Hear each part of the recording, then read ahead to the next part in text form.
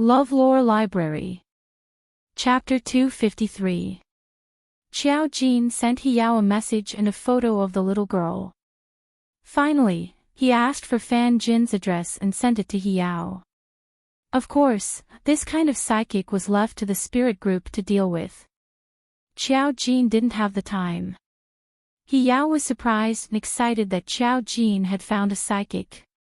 She could let the person behind her nurture her. There was a high probability that this little girl would follow them. There was no need to worry about her learning bad things. There were many psychics found all over the country, especially children. Because of this, there were many problems. Because of the psychic's ability, abnormal phenomena could not be explained to ordinary people. After telling He Yao about this, Xiao Jin sent Fan Jin a message that someone would come to take the little girl away. Although it was very sudden, this little girl had nothing to do with Fan Jin. She vaguely felt that this little girl was unusual, as well as this fortune teller. After a moment of silence, Fan Jin sent another message. Fan Jin, can I know about this little girl? Anyone who wasn't a fool could guess what was wrong with the little girl. What shocked Fan Jin was that it was as if a strange world was gradually unfolding in front of her.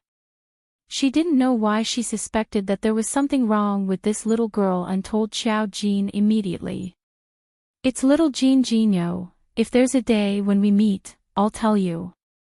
Jin, this world isn't what you think, but it's good to be an ordinary person. The spirit group maintained the normal lives of humans. Ordinary people who lived in the ordinary world wouldn't come into contact with such a vast and strange world. Psychics were powerful, but putting aside this, they were the same as ordinary people. Fan Jin seemed to understand something. Back then, when Xiao Jin had told her fortune, this fortune teller was already ridiculously accurate. Now, it seemed that she had met a legendary person with special abilities. It turned out that they really existed. She ended the WeChat chat. This strange thing was actually a psychic. She wouldn't accept money. Xiao Jin looked at Weibo again and decided to go to the alley to take a look. The ancestor was there. She wanted to know who the ancestor was. Most importantly, Feng Fei, he was really ruthless. In order to be reborn, one had to pay the price, even if it was the Feng family. The great ancestor had to pay a price to save her. This price was definitely not something that Feng Fei he could afford. Therefore, she had to pay the most worthwhile price. What was it worth to have such a woman? It was obvious. It was really a family that made people feel uncomfortable from the bottom of their bones. Xiao Jin sighed slightly. Song Yanqing and the other party also had some connections. Phoenix Grace's bloodline seemed to be passable. Otherwise, it would have been good to wipe them all out. She looked at the photo again. This time, she knew how to find the address online. It was a famous street in the imperial capital, full of alleys and old courtyard houses. It was surrounded by tall buildings. Those who lived in such a place were either residents of the old city or wealthy. It was also heavily guarded, so it was indeed a good place to stay. After she found out the location, she left early the next morning. If she went at night, she would probably find an excuse to dance to Fei Fei again. She took the subway to this place. However, in the subway, there were too many people holding their phones and pretending to take photos of her inadvertently. Chapter 254. It was actually not suitable for her to go out now. It was not an exaggeration to say that she could really cause a little sensation. Being beautiful was one thing. A person with white and delicate skin and long seaweed-like hair seemed to have walked out of an anime. Her whole body seemed to have a halo, and there was a feeling of being in a different world from others. Now it was the information age. If she appeared in such a place, she would definitely attract the attention of others. Even the white-collar workers in the subway who dressed up and wore gorgeous makeup would unconsciously turn their heads when facing Xiao Jin. So beautiful, where did this fairy come from? Damn, I have never seen a girl with such a good temperament in my life. She actually came to take the subway. I think it is a sin to let her walk on the ground. These words were said by a few excited little girls. They pretended to take selfies, but they were secretly taking photos of Xiao Jin. Xiao Jin didn't care. She sat there, and the crowded morning rush hour abruptly gave her a space. It was already a wonder. Even an uncle sitting on the side squeezed to the sides awkwardly. The gap was enough for another person, but no one dared to sit down. When she arrived at the station, she got up, and the people around her scattered again as if they were afraid of squeezing her. When the iron door opened, a group of people who were about to rush in saw her and subconsciously paused. Then they waited for Xiao Jin to come out, then they turned their heads and entered the subway in disbelief. They were not particularly excited. Only some people smiled with some amazement. What a classy girl. She is so beautiful. Xiao Jin looked straight ahead the whole time. When she came out of the subway, she had a new look. Compared with the bustling and modern feeling on their side, this place was still lively and there were many tourists, but the buildings in the surrounding alleys had a special ancient charm, which filled this place with a simple and elegant atmosphere. However, it was a special place after all, and there were many luxury cars. It would not be strange if the Feng family came here. She walked to the place in the photo. Not far away, someone in the crowd noticed her. They looked at each other and frowned. If the great ancestor was here, there must be someone monitoring and protecting him in the dark. Xiao Jin was a person that the Feng family paid special attention to. Her appearance here would, of course, attract attention. The further Xiao Jin walked, the more the lively atmosphere changed. This place was surrounded by alleys. Other than the occasional tourists, it was actually a normal living environment for the residents. There were also tea houses nearby. They were real tea houses, and they could only drink tea and chat. Xiao Jin walked to the alley in the photo. This was an alley. Walking inside, there were ordinary courtyard houses on both sides. It was impossible to tell which one was where the Feng family's grand ancestor lived. If there is a guard at the entrance of the alley. They weren't guards. They were people who looked like they were in plain clothes, but from their physique and bearing, one could tell that they had received special training. They were walking back and forth in the alley. Through them, it was likely that the grand ancestor lived here. It doesn't even stop tourists from entering. After all, this was the residential area. Xiao Jin only looked inside, but did not walk in. Someone next to her was staring at her urgently. If it was an ordinary person, they probably wouldn't notice this kind of monitoring gaze. However, Xiao Jin only glanced at it for a moment before walking to the other side. The person who was monitoring her seemed to be relieved. It seemed that she probably didn't see anything. Then, Xiao Jin walked to a steamed bun shop about 100 meters away. Chapter 255. It was close to noon. Other than breakfast, very few people would choose to eat steamed buns for lunch. Especially in a special area like this, where there were many steamed buns. The whole shop was very clean. It was small, and there were not many people inside. An old man was sitting by the window. He was eating a steamed bun and coughing from time to time. There was a cage on the table. Inside the cage was a beautiful bird of unknown species. Xiao Jin walked in, ordered a basket of steamed buns, and sat at the table next to the old man. The old man looked ordinary, but he did not look kind. He gave off a very strict feeling. He was like the old-fashioned old people at home.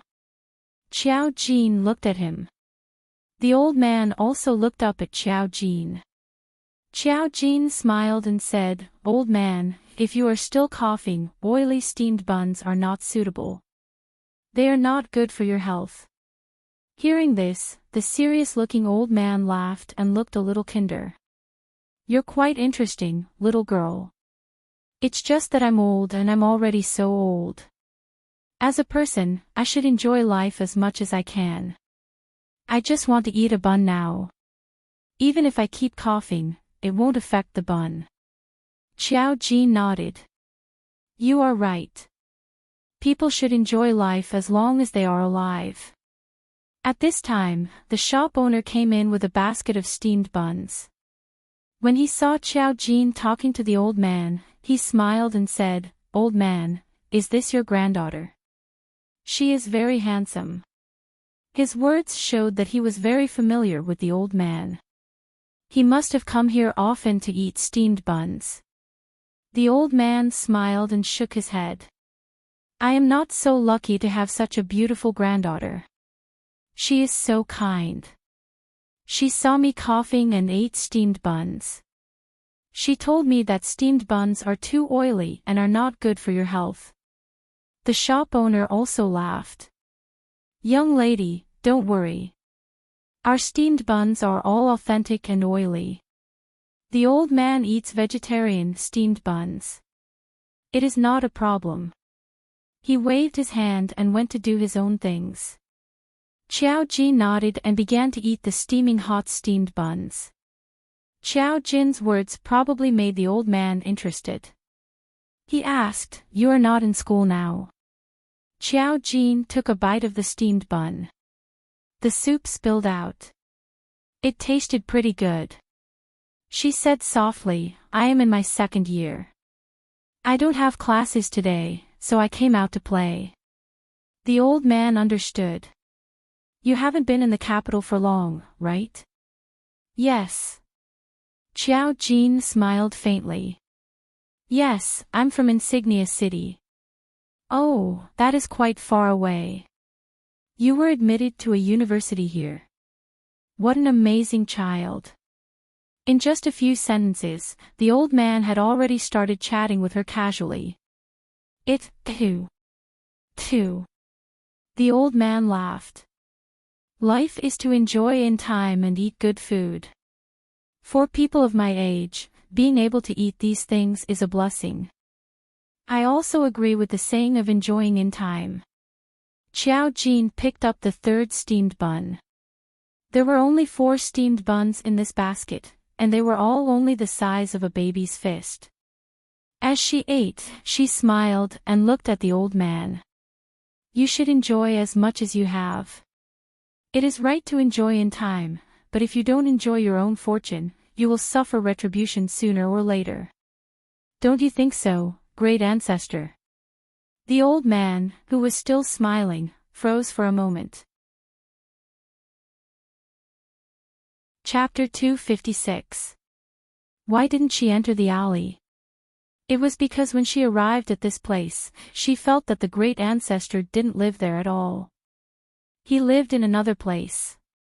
He usually didn't appear in the alley just now. He was just nearby like an ordinary resident living here.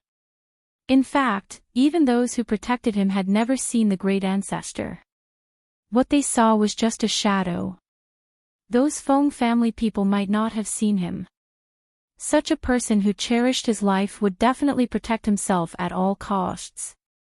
He was now sitting in front of Xiao Jin without any preparation. He was just an ordinary old man. No one could recognize that he was the great ancestor of the Feng family. The best protection for a great hermit was to hide in the city among ordinary people.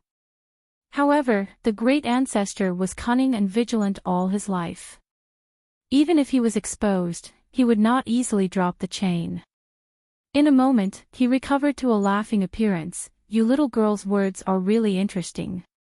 Of course, an individual's fortune should be enjoyed by himself. Who can have this ability to enjoy others' fortune?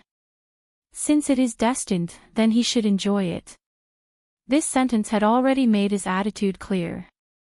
Since Xiao Jin recognized him, there was no need to deliberately disguise. and he would not show his fear directly. He now just regarded Qiao Jin as an ordinary array master.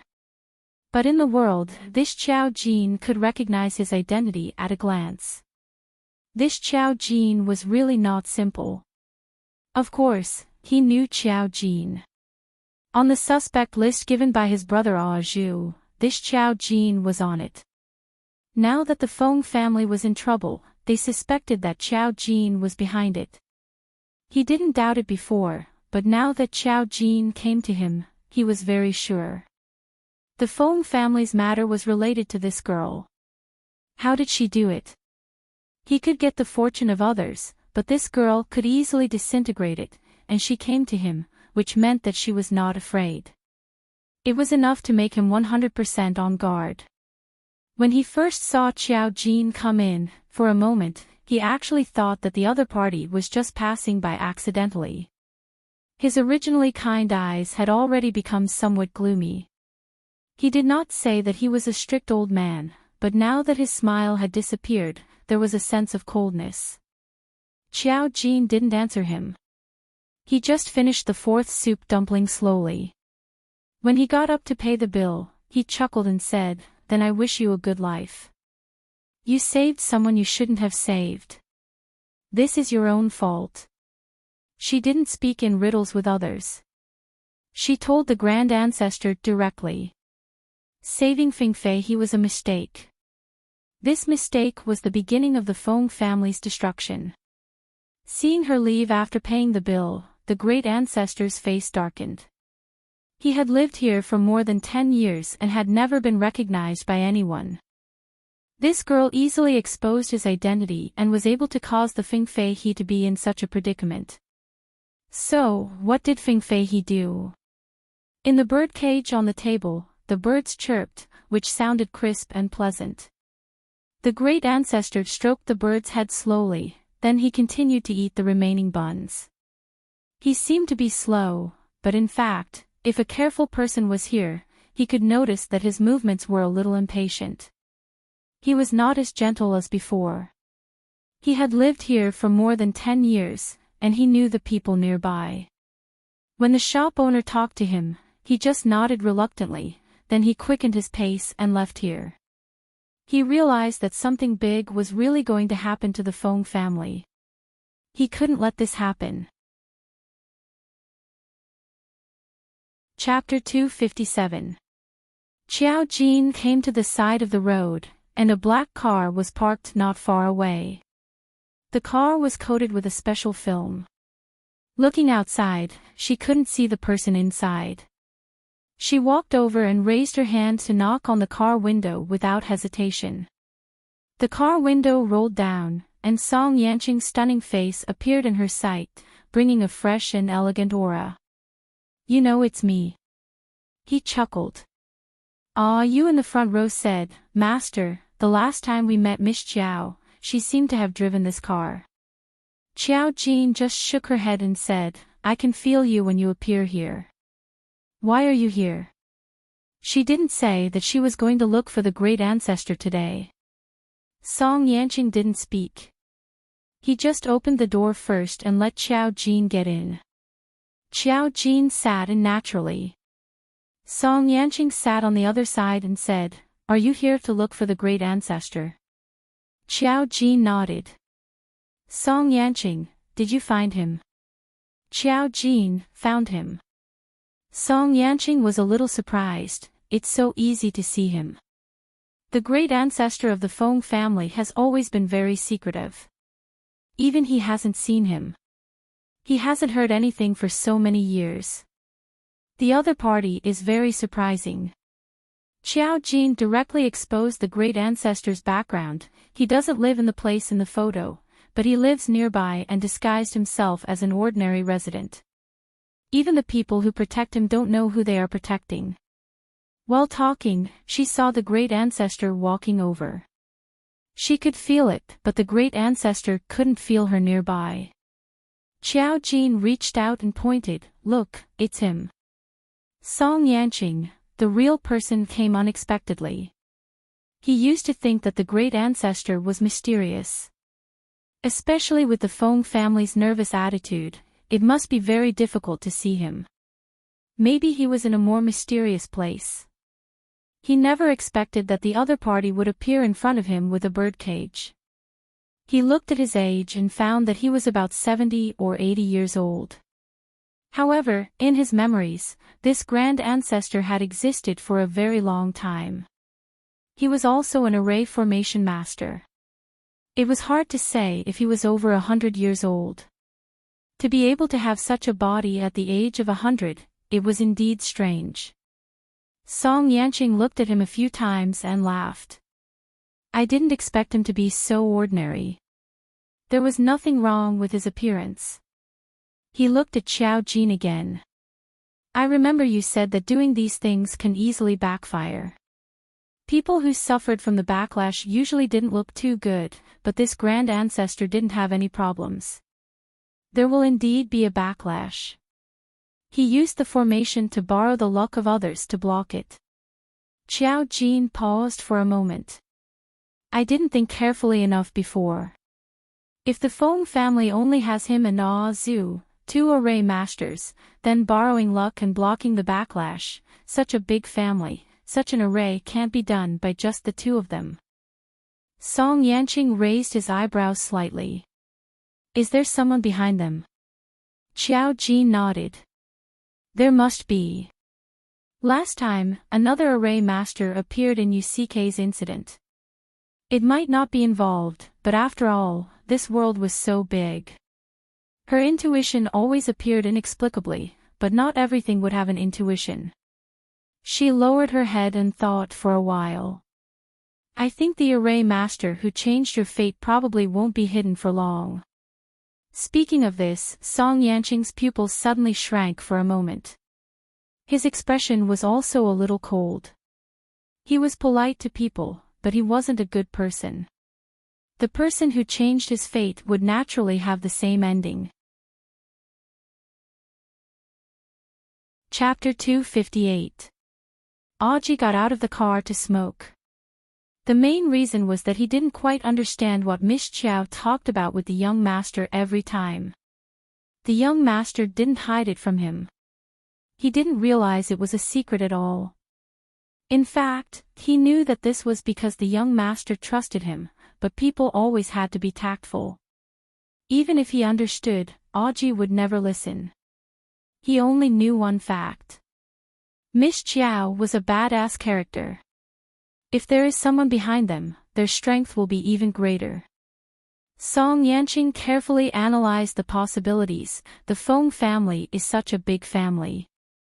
If they can control the Feng family, they will inevitably control more forces, and it will be more serious. He looked serious as if he thought of something terrible. Don't worry about this. Xiao Jin shook his head. If it is a higher level, it represents the country's national fate. No one can carry such a fate except for the destined person. It is possible that they have infiltrated some forces. Moreover, array masters and spiritual masters were extremely difficult to come by. If they really appeared, the number of array masters that still existed could be counted. Otherwise, the world would have been in chaos long ago. Song Yanqing asked, You can't find out? Xiao Jin just shook his head. I didn't find out. It's not that I can't find out, but the other party didn't give me any clues. Just like the great ancestor, she directly found out when she arrived here. For other people, if the other party didn't show up, it would be troublesome to check people out of thin air. She was an array master, not a real fortune teller, too far away. Song Yanqing looked out of the window and thought for a moment, I have a guess. The other party may not be active in the capital often, and the range of domestic activities is still too large. It may be abroad. Abroad? Xiao Jin thought for a moment, it is very possible.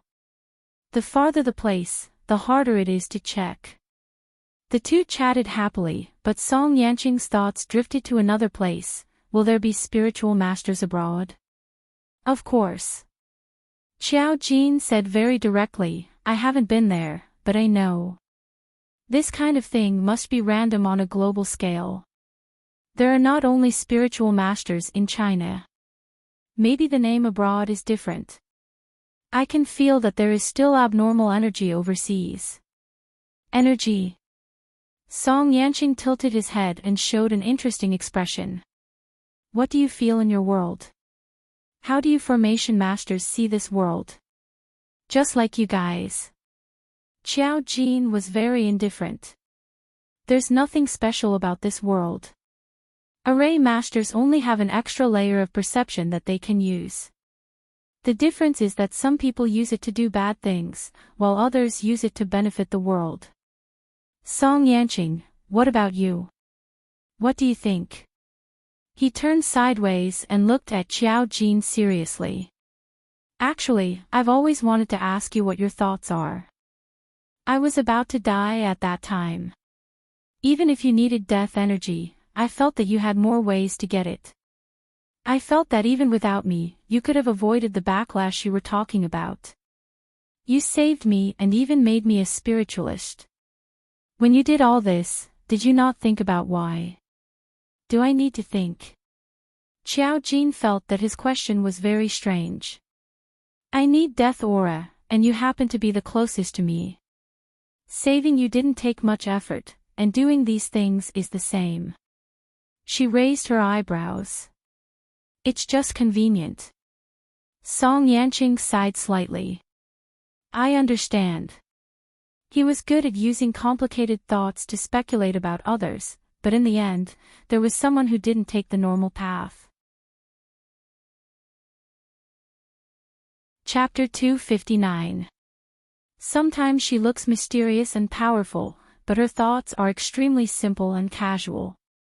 Saving him is convenient, and so is doing other things. Because it doesn't take any effort. Perhaps in the eyes of others, this is a miracle, but in her eyes, it is natural. Qiao Jin says seriously, in fact, there is another meaning. Song Yanqing looks at her. Qiao Jin says, you are beautiful. Song Yanqing, Dan hears this sentence when he lowers his body and is about to return to the car. Dan, he silently straightens up again. It's not suitable for him to return to the car for the time being. He should be under the car. Song Yanqing laughs so hard that his shoulders are shaking. His slender fingers slide across the corners of his mouth. He can't hide his smile, and his whole body is trembling. Yes, I have to be glad that I am good-looking. Whether it is true or not, he doesn't consider that he is good-looking, but this is the first time he clearly understands how important it is to be good-looking. Qiao Jin's expression is still serious. You don't have to laugh. I am not praising you. I am just stating a fact. No one can say that Song Yanqing is not good-looking. Song Yanqing now fully understands that her brain circuit is a little different from others. He takes a few seconds to calm down, but the corners of his mouth still can't hide the smile. Well, but you have to know that this sentence is a compliment. Just like you are good-looking, you are more good-looking than before. When they first met, Song Yanqing didn't have much of an impression of her. She looks like a hurt and depraved girl. Qiao Jin, during this period of time, she has been nourishing herself well. She doesn't care whether she is good-looking or not, because her body is getting healthier and has reached the ultimate perfect state of human beings. There is no need for exercise or additional training. She can now overturn a car with her ordinary strength. This is the perverse part of an array master. As long as you know how to use array points, you can achieve all kinds of incredible goals. Qiao Jin thinks for a moment. We seem to have deviated from the topic. Song Yanqing hummed softly and laughed. We were just talking about spiritual readers overseas. Qiao Jin said, yes, I have to go abroad for my summer vacation. It will be around 2 to 3 weeks. Song Yanqing knew that she was going, but he didn't expect it to take so long. What if you need my death aura? Qiao Jin glanced at him and said, it's okay to take it later. Song Yanqing narrowed his eyes slightly and replied, He looked at the time. Do you have anything to do at noon? Qiao Jin shook his head and said gently, I'll take you to lunch. Qiao Jin, okay. Song Yanqing asked Dan to come back and drive. He instructed him to go to a restaurant that Qiao Jin had never heard of. He didn't need to have heard of it before. Anyway, it was delicious. In the end, she bumped into Musilian this time. It wasn't that she bumped into him, but she saw Musilian first. He was fooling around with a large group of rich second-generation young masters. But in the place they came to, even Musilian only ate in the private room on the first floor. Song Yanqing took Qiao Jin directly to a private room on a higher floor, where the chef served. After going upstairs, Qiao Jin said to Song Yanqing, I saw Qi Lian. Song Yanqing immediately reacted. Ask him to come up and eat with us. Qiao Jin refused. No, there are too many people. If you pay, I won't be able to afford it next time. Song Yanqing. Chapter 260. If Musilian heard this, he would probably burst into tears. While they were eating in the private room downstairs, a rich man who had just returned from the washroom sneaked around and exclaimed, Fuck. Do you know who I saw just now? All the rich men in the room looked over. Who did you see? Yeah, he looks like he hasn't seen the world yet. Musilian held his wine glass and said happily, What's the matter? Did you see your father? The rich man said, He's more of a father than my father. I saw young Master Song. Everyone. Fuck. Although there were many Lord Song in the capital, the only one who could be addressed as young Master Song by these rich men was Song Yanqing. Everyone knew who he was at the mention of him. The rich men were proud. It's so glorious. I actually ate at the same place as young Master Song today. I have to post it on my WeChat moments to celebrate. Musilian, his expression was a little strange. Aren't you exaggerating? It's not like we're eating at the same place. The rich man retorted, Fuck, we're not like you who talked to him before. Who in the capital doesn't treat him like a god? My parents don't even compare him to me at home. In their words, I'm humiliating him by comparing me to young Master Song's hair. Musilian, although it was exaggerated, it was the truth. The rich man who spoke earlier became even more excited. Do you think that's all? What's the most important thing? It's that a girl appeared beside him, okay? Fuck, I saw her just now. She looks like a fairy just like him. She's definitely not the kind of low-class goods you usually see. She doesn't look like a rich man's daughter either. I don't know if she's just returned to the country. Not to mention her figure and appearance, the key is her temperament. She's a perfect match with him. Everyone was so shocked that they couldn't even be bothered to drink. How is that possible? There's someone who's not inferior to him when walking with him. Isn't it too exaggerated? How can there be such a fairy girl? Fuck, there's someone in the capital who's worthy of young Master Song. Didn't they say that the Mu family's adopted daughter was very close to him? Everyone suddenly looked at Musilian. Musilian instantly knew that they were talking about Qiao Jin. Yes, the news that there was a girl around Song Yanqing had spread like wildfire recently. Some people also said that she was the adopted daughter of the Mu family, but the Song family deliberately suppressed the news. Most importantly, not many people had actually seen the current Qiao Jin. They had only heard of him. This group of rich second-generation heirs usually didn't hang out in school, so naturally, they didn't know Qiao Jin. When they saw him this time, they thought he was from another family. The key point was that Musilian didn't really acknowledge Qiao Jin as his sister outside. Musilian coughed. I don't know. Don't ask me. The group of brothers began to urge him, "You don't know. She's already considered your younger sister, yet you still don't know." Musilian flew into a rage out of humiliation. What kind of person is young Master Song? Didn't a fairy girl appear? My mother's adopted daughter is not presentable. He knew that they were talking about Xiao Jin, but he just didn't want to say it.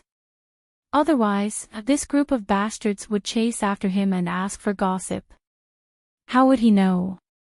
He didn't even know how these two fairies hooked up. At this moment, a man walked in from outside. He was wearing a suit and was tall and looked quite intimidating. It was Song Yanqing's personal bodyguard, Ah Tong. Ah Tong looked around at everyone in the private room and smiled. "Everyone, I didn't expect Miss Chiao's brother to be eating here. My young master said that this meal is on him." Musilian. Chapter 261. Mu Qilian felt a sharp pain in his face.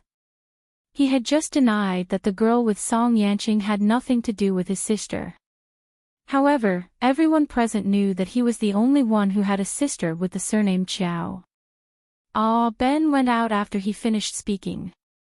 He was so leisurely that he didn't think about the awkward situation Musilian would face. After that, everyone looked at him with strange expressions. My mother's adopted daughter can't be presentable? I don't know. I don't know where this fairy sister came from. Everyone spoke one after another. It was a classic example of sarcasm. Musilian, he drank a mouthful of wine to calm himself down. No, I really don't know. Who are you lying to? The rich second generation who came in to deliver the news looked wretched. How can you not know that your sister has such a good relationship with young Master Song?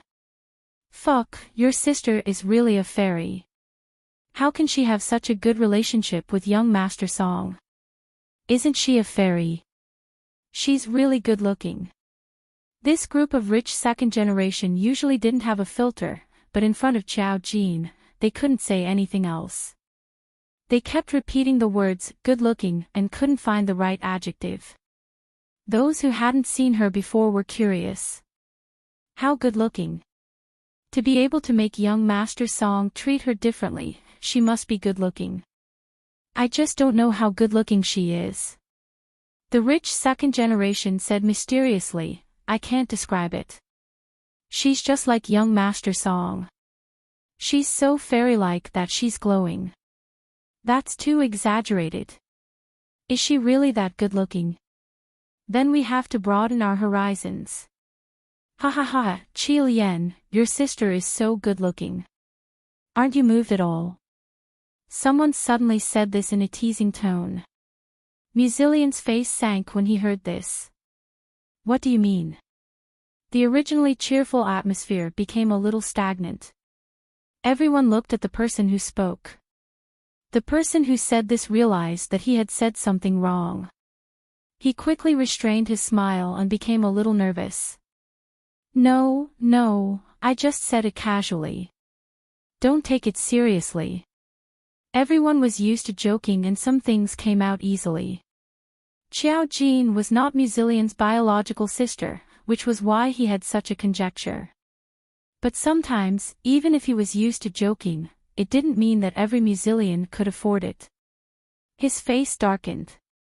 Don't put your filthy thoughts on me. Xiao Jin was brought back by his biological mother. She had raised him for 20 years. How could he have other thoughts? The rich second-generation heir who had first met Song Yanqing also chimed in, yes. If you see Sister Qilian, you definitely won't be able to say that. Encountering someone with such a temperament, he felt that anything he said would be blasphemous. Hey, Qilian, don't mind him. He's just an idiot who spouts nonsense. Don't lower yourself to his level. Besides, didn't young Master Song invite us? Someone came out to smooth things over, and the topic was finally diverted. Song Yanqing treating everyone was a rare thing. almost everyone sitting in the room felt honored. They all took out their phones to edit their WeChat moments. It was as if this was something that their ancestors had never done before. After all, this group of people usually listened to Song Yanqing. To be treated to a meal by him was too significant, okay? Even if it was to rub against Muzilian's sister, what did it matter? Muzilian's sister was their sister. If Muzilian knew these people's shameless thoughts, he probably wouldn't want to eat on the spot. Chapter 262. How's your relationship with your family? I heard that your grandfather is back. At the dinner table, Song Yanqing suddenly brought up this question. Xiao Jin said, he came back a long time ago. You should have asked this question earlier. Song Yanqing smiled faintly. He felt that because of his relationship with Xiao Jin, it was the right time to ask her some questions. Xiao Jin suddenly asked, your father hasn't come back from abroad? Song Yanqing nodded. There are a lot of things to do. There's nothing I can do. For people at their level, especially in the family, he basically helped in the country. He had to rely on Song Meiyin to talk about many things abroad. Of course, his sister Song Suyu would also help. The Song family didn't raise idle people. Even his mother was abroad from time to time. Xiao Jin paused for a moment. I think I'll run into something this time. As for what it was, she couldn't tell. Song Yanqing asked curiously, what happened? Xiao Jin shook her head. I definitely don't know. It probably has something to do with school. I can calculate the fate of many people, but I can't calculate my own. Song Yanqing smiled. It's different from what I imagined. He thought that such a person would definitely calculate her life's fate in advance. But it was normal. In that case, wouldn't life be meaningless? Not everyone liked having their fate calculated by others. Just like those fortune tellers, not everyone was willing to calculate their own fate. The greatest novelty of a person was the unknown of fate. Xiao Jin took a bite of the meatball. My fate will be blocked by karma. I can't see everything in the future. However, my intuition is very accurate. It's an extra compensation. Song Yanqing thought of the characteristics of his spiritualist and asked her softly, how do you need to increase your ability? Xiao Jin shook her head. It's actually impossible to predict. It's true that abilities can be increased, but everyone has a corresponding way of growth. It was already 1 in 10,000 for a spiritual reader to be able to awaken. If they could still advance, they would also be 1 in 10,000 for a spiritual reader. Everyone's abilities are predestined from the moment they awaken. Generally, those who can grow are innately awakened. As they grow older, they will become stronger and stronger until they reach a certain stage. Just like her, she was able to find the demonic spirit seed and increase her defenses. In fact, she was already the strongest array master. Back then, how did she become the strongest? It was as if she was born this way. This was very infuriating. Song Yanqing smiled and said, you said at the beginning that you could strengthen your abilities through training. Xiao Jin glanced at him. That's for you. You should train more often. I have a feeling that you'll improve at some point. You're different from others. Since you were targeted by the Rakshasa realm, you are not a simple spirit master of speech. Have you seen them recently? Song Yanqing shook his head. I haven't seen you since the last time you awakened me. Just because they haven't seen it doesn't mean that they have given up. We still have to be careful. She thought for a moment and continued, the aura of death on your body is heavy. There's still a possibility of danger. If your mind is firm, you won't be disturbed by the Rakshasa realm. As long as there's a crack in your heart, they can take advantage of it and enter. Song Yanqing nodded. I know. At his level, his mind was firm. He had been like this for so many years. Chapter 263. After dinner, Song Yanqing sent Xiao Jin to class as usual. She was about to have her final exam. After the exam, she would officially have a holiday and go abroad for school activities. Before getting out of the car, Song Yanqing raised his eyes slightly and said to him, "Good luck." "Xiao Jin, I'll try my best." Song Yanqing, he laughed and watched Xiao Jin leave. He also noticed that when Xiao Jin got out of the car, he was seen. The college student immediately became dumbfounded and was shocked by Song Yanqing's appearance. He hid his smile and then closed the car door, blocking others' view.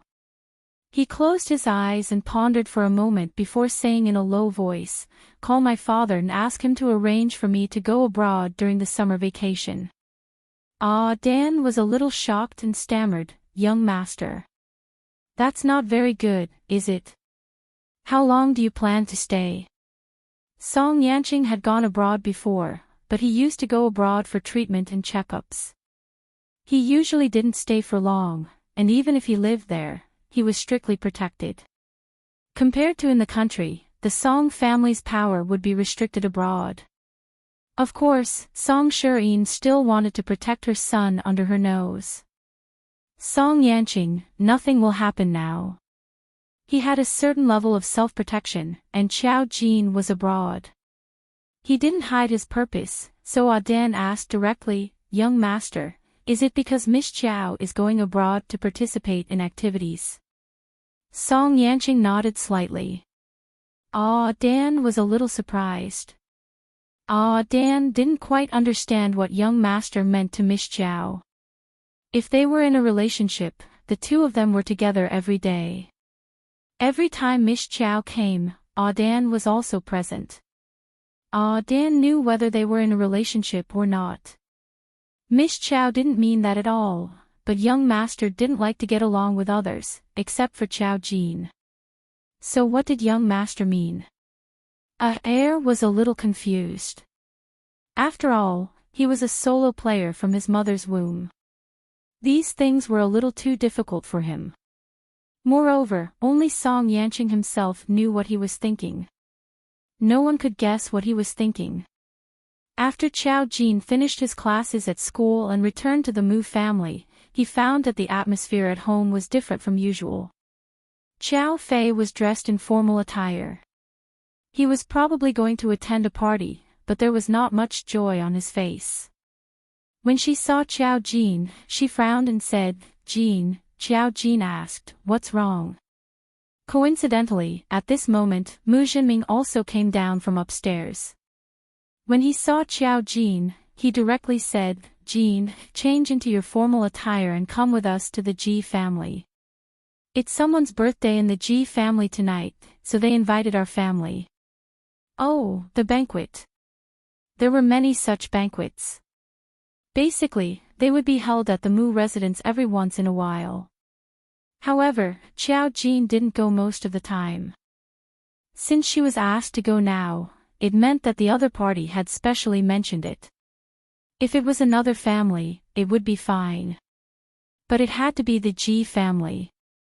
Xiao Fei didn't want Xiao Jin to see the Ji family at all. And now, face to face. At this moment, she looked at Mu Jinming unhappily. Does Xiao Jin really have to go? Mu Jinming sighed. If I could, I wouldn't say it. Uncle Ji specially mentioned it. I can't go against his wishes. He walked over and patted Xiao Fei's shoulder. You don't have to worry too much. Maybe Xiao Jin is thinking too much. Chapter 264. Until now, there was no way to verify whether Xiao Jin was telling the truth or not. Mu Jinming said to Xiao Jin, "Go up and change your clothes." Xiao Jin nodded. Xiao Fei was still a little worried. I'm just afraid, if she was really recognized, who knew what would happen? Xiao Jin went upstairs to change her clothes. Since she came back, Mu Jinming had customized several dresses for her. In order to deal with these occasions, she wasn't picky about what she wore. She simply chose a pure black strapless dress. She didn't need to dress up. Her seaweed-like hair hung down, and she simply wore a swan necklace around her neck. There were no extra pendants. It was already the most noble. When she came down in her stiletto sandals, Musilian and Musichu had already returned. They had already received the notice, so the men of the Mu family were all wearing black suits. Mu Jinming was wearing a thick gray suit, while Qiao Fei was wearing a more dignified fishtail dress. There was no doubt that her beautiful figure was outlined. When they saw Qiao Jin, the men of the Mu family were still a little stunned. Although Qiao Fei was depressed, she smiled when she saw Qiao Jin. "My Jin is so beautiful." She was really beautiful now. Qiao Jin just smiled faintly. Qiao Fei held her hand and followed the men of the Mu family. Qiao Jin looked around. "Where's old master?" "Your grandfather has already gone." The one who answered her was Mu Jinming. He said very naturally, he and Grandpa Ji are old friends, so he went early to catch up with his old friends. Qiao Ji nodded and didn't ask any more. The Ji family lived in the city center. Compared to the luxury of other families, the Ji family still lived in an old-fashioned courtyard. However, the courtyard had been specially renovated, and the interior had become modern. The courtyard was big enough to hold a banquet. Moreover, the location of the courtyard wasn't something that ordinary people could buy. On the way there, Mu Jinming briefly introduced the current situation of the Ji family. This was old Master Ji's family, not the main family of the Ji family. But someone from the main family would come. Ji Chiyue was the eldest son of old man Ji. His wife was called Chai Yueli. She was the woman who had returned not long ago and had yet to leave. Perhaps they had foreseen this, but when Qiao Jin and the Mu family arrived at the Ji family's courtyard, they saw Ji Pingon and his family entertaining the guests as soon as they entered the house. Ji Chiyue didn't inherit any good genes. His appearance was relatively ordinary, but he had a noble temperament that was tempered by a rich environment. He looked refined. On the other hand, the woman standing beside him was noble and generous. Her beauty was strong and compelling, making her unforgettable. This was also the capital that allowed her to rise to the top back then. Even though time had passed, it did not leave many traces on her face. She followed the Ji family's old man to entertain the guests. When the Mu family walked in, she felt it. She raised her head and saw Qiao Jin. Almost everyone around looked at the Mu family, mainly because Qiao Jin was as beautiful as the daughter-in-law of the Ji family. She was like an elegant and noble white swan. When she walked in from outside, it was enough to make people hold their breaths. Only amazement was left. Old Master Ji looked at Mu Jinming and smiled kindly. When Ji Chiyue's wife, Chai Yueli, saw Qiao Jin, she was slightly stunned. Then, as if she had thought of something, a puzzling shock slowly rose in her eyes. Qiao Jin's lips curled into an elegant and charming smile. She knew that she had recognized her. Chapter 265. Chai Yueli's strange reaction didn't attract anyone's attention. Everyone's attention was attracted by the adopted daughter of the Mu family. Someone was stunned and couldn't help but sigh. The adopted daughter of the Mu family. She's so beautiful. The Mu family are all dragons and phoenixes among men. I didn't expect the adopted daughter to be so beautiful. Someone whispered disdainfully, she's just an adopted daughter. No matter how beautiful she is, she can't be presentable. Someone else said, I heard that this adopted daughter has an unusual relationship with the young master of the Song family. Ji Pingon walked forward and chuckled at Mu Jinming. Jinming, you came at the right time. He said to Ji Chiyue and Chai Yueli, this is old Master Mu's family. Chiyue has seen them before. Yueli, you're often abroad, so you're not familiar with them. He couldn't say that Xiao Jin was only the adopted daughter of the Mu family, so he naturally wouldn't reveal Chai Yueli's identity. Here, one of them was the matriarch of old Master Ji's bloodline, and the other was the daughter of the Mu family. That was enough. Ji Chiyue revealed a gentle smile and reached out to shake Mu Jinming's hand. Jinming, I thought your son was already outstanding enough, but I didn't expect your daughter to be so devastatingly beautiful. You two are so lucky to have such a beautiful little jacket. Back then, I also wanted to have a daughter. Chai Yueli's pupils constricted when she heard that. The Mu family also froze. Xiao Fei's smile was a little stiff. She subconsciously looked at Chai Yueli and noticed the change in her eyes. In an instant, Chai Yueli returned to her natural and graceful state and smiled. What are you talking about? Back then, I asked you if you wanted me to give birth to a daughter for you. Didn't you feel bad that I hurt my body when giving birth to Fan Jing and didn't want me to give birth to another? Her voice was so sweet that it seemed to be mixed with charm. It sounded coquettish, but it didn't seem to mean that. This was Chai Yueli's capital. She had a moving face and a charming voice. When she said that, it sounded like she and Ji Chiyue had a good relationship. Ji Chiyue only smiled and looked at her with a doting expression. Mu Jinming had been in the business world for a long time. In the face of such a situation, he naturally laughed heartily and didn't show any problems.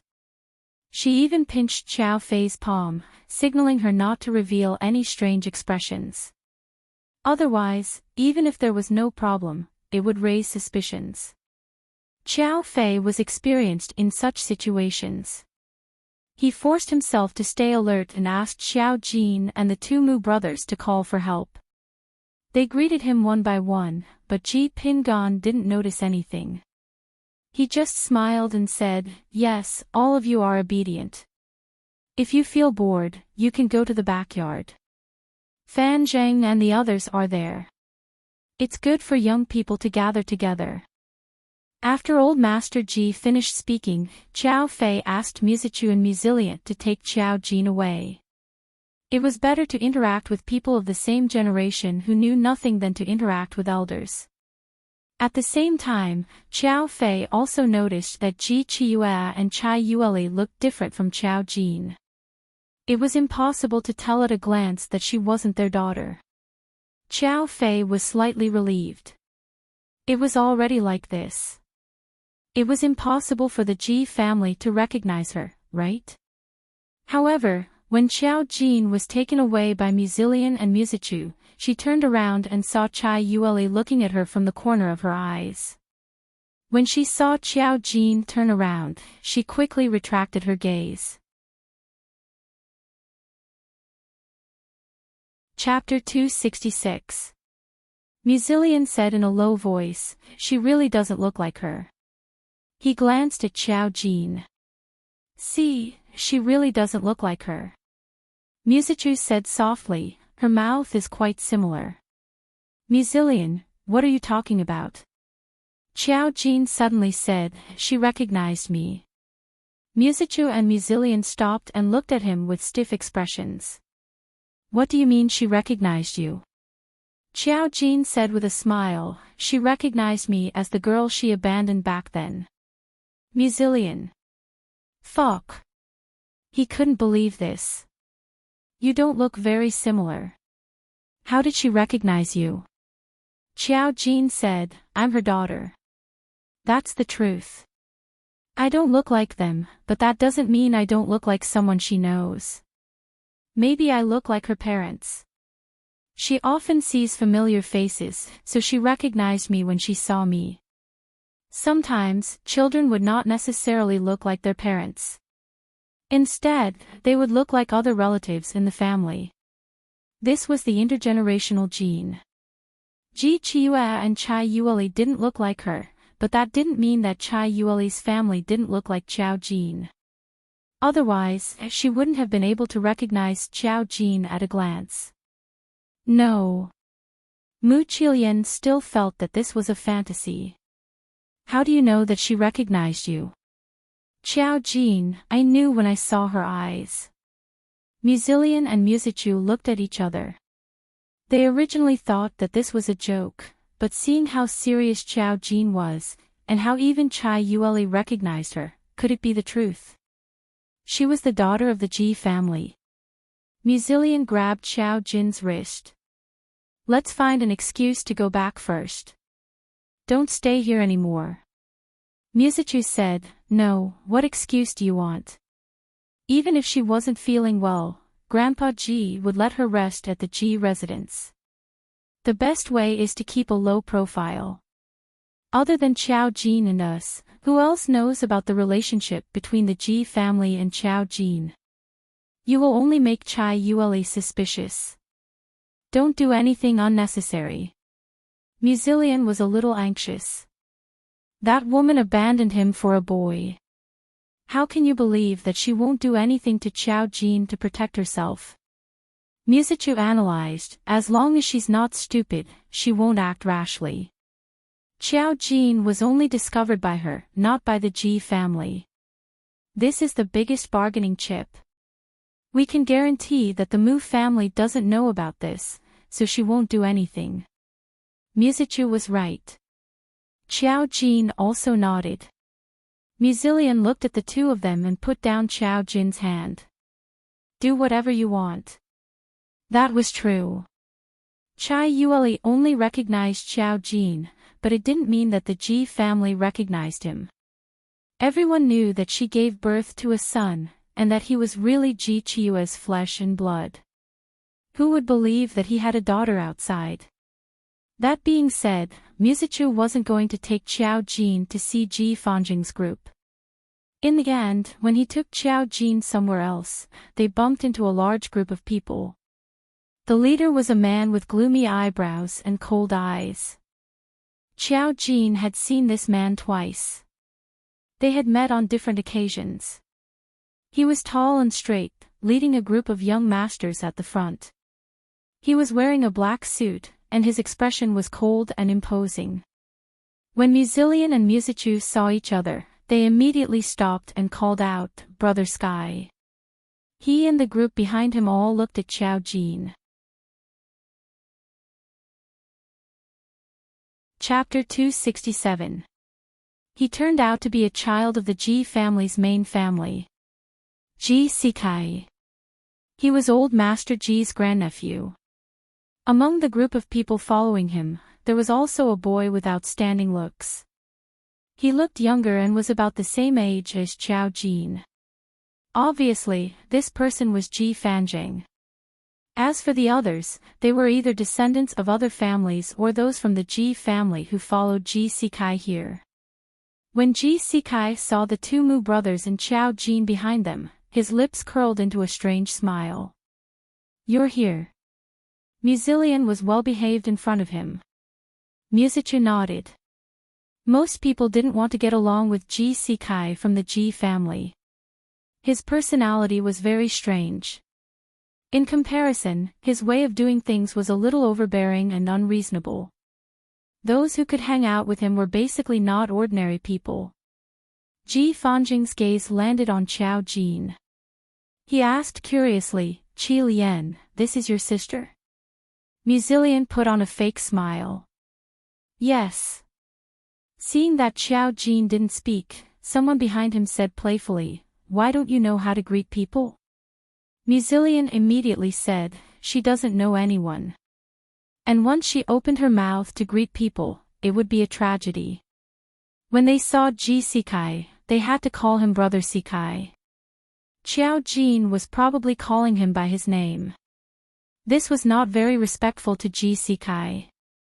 They were afraid that Xiao Jin would offend Ji Sikai. Muzilian just introduced Xiao Jin casually, this is Brother Sikai. Beside him is Uncle Qiue's son, Ji Fanjing. As for the group of people beside them, Muzilian introduced them. It was unknown if Xiao Jin heard it or not. After he finished, he scratched Xiao Jin's arm, still hoping that she would greet people. Ji Sikai looked at Xiao Jin playfully.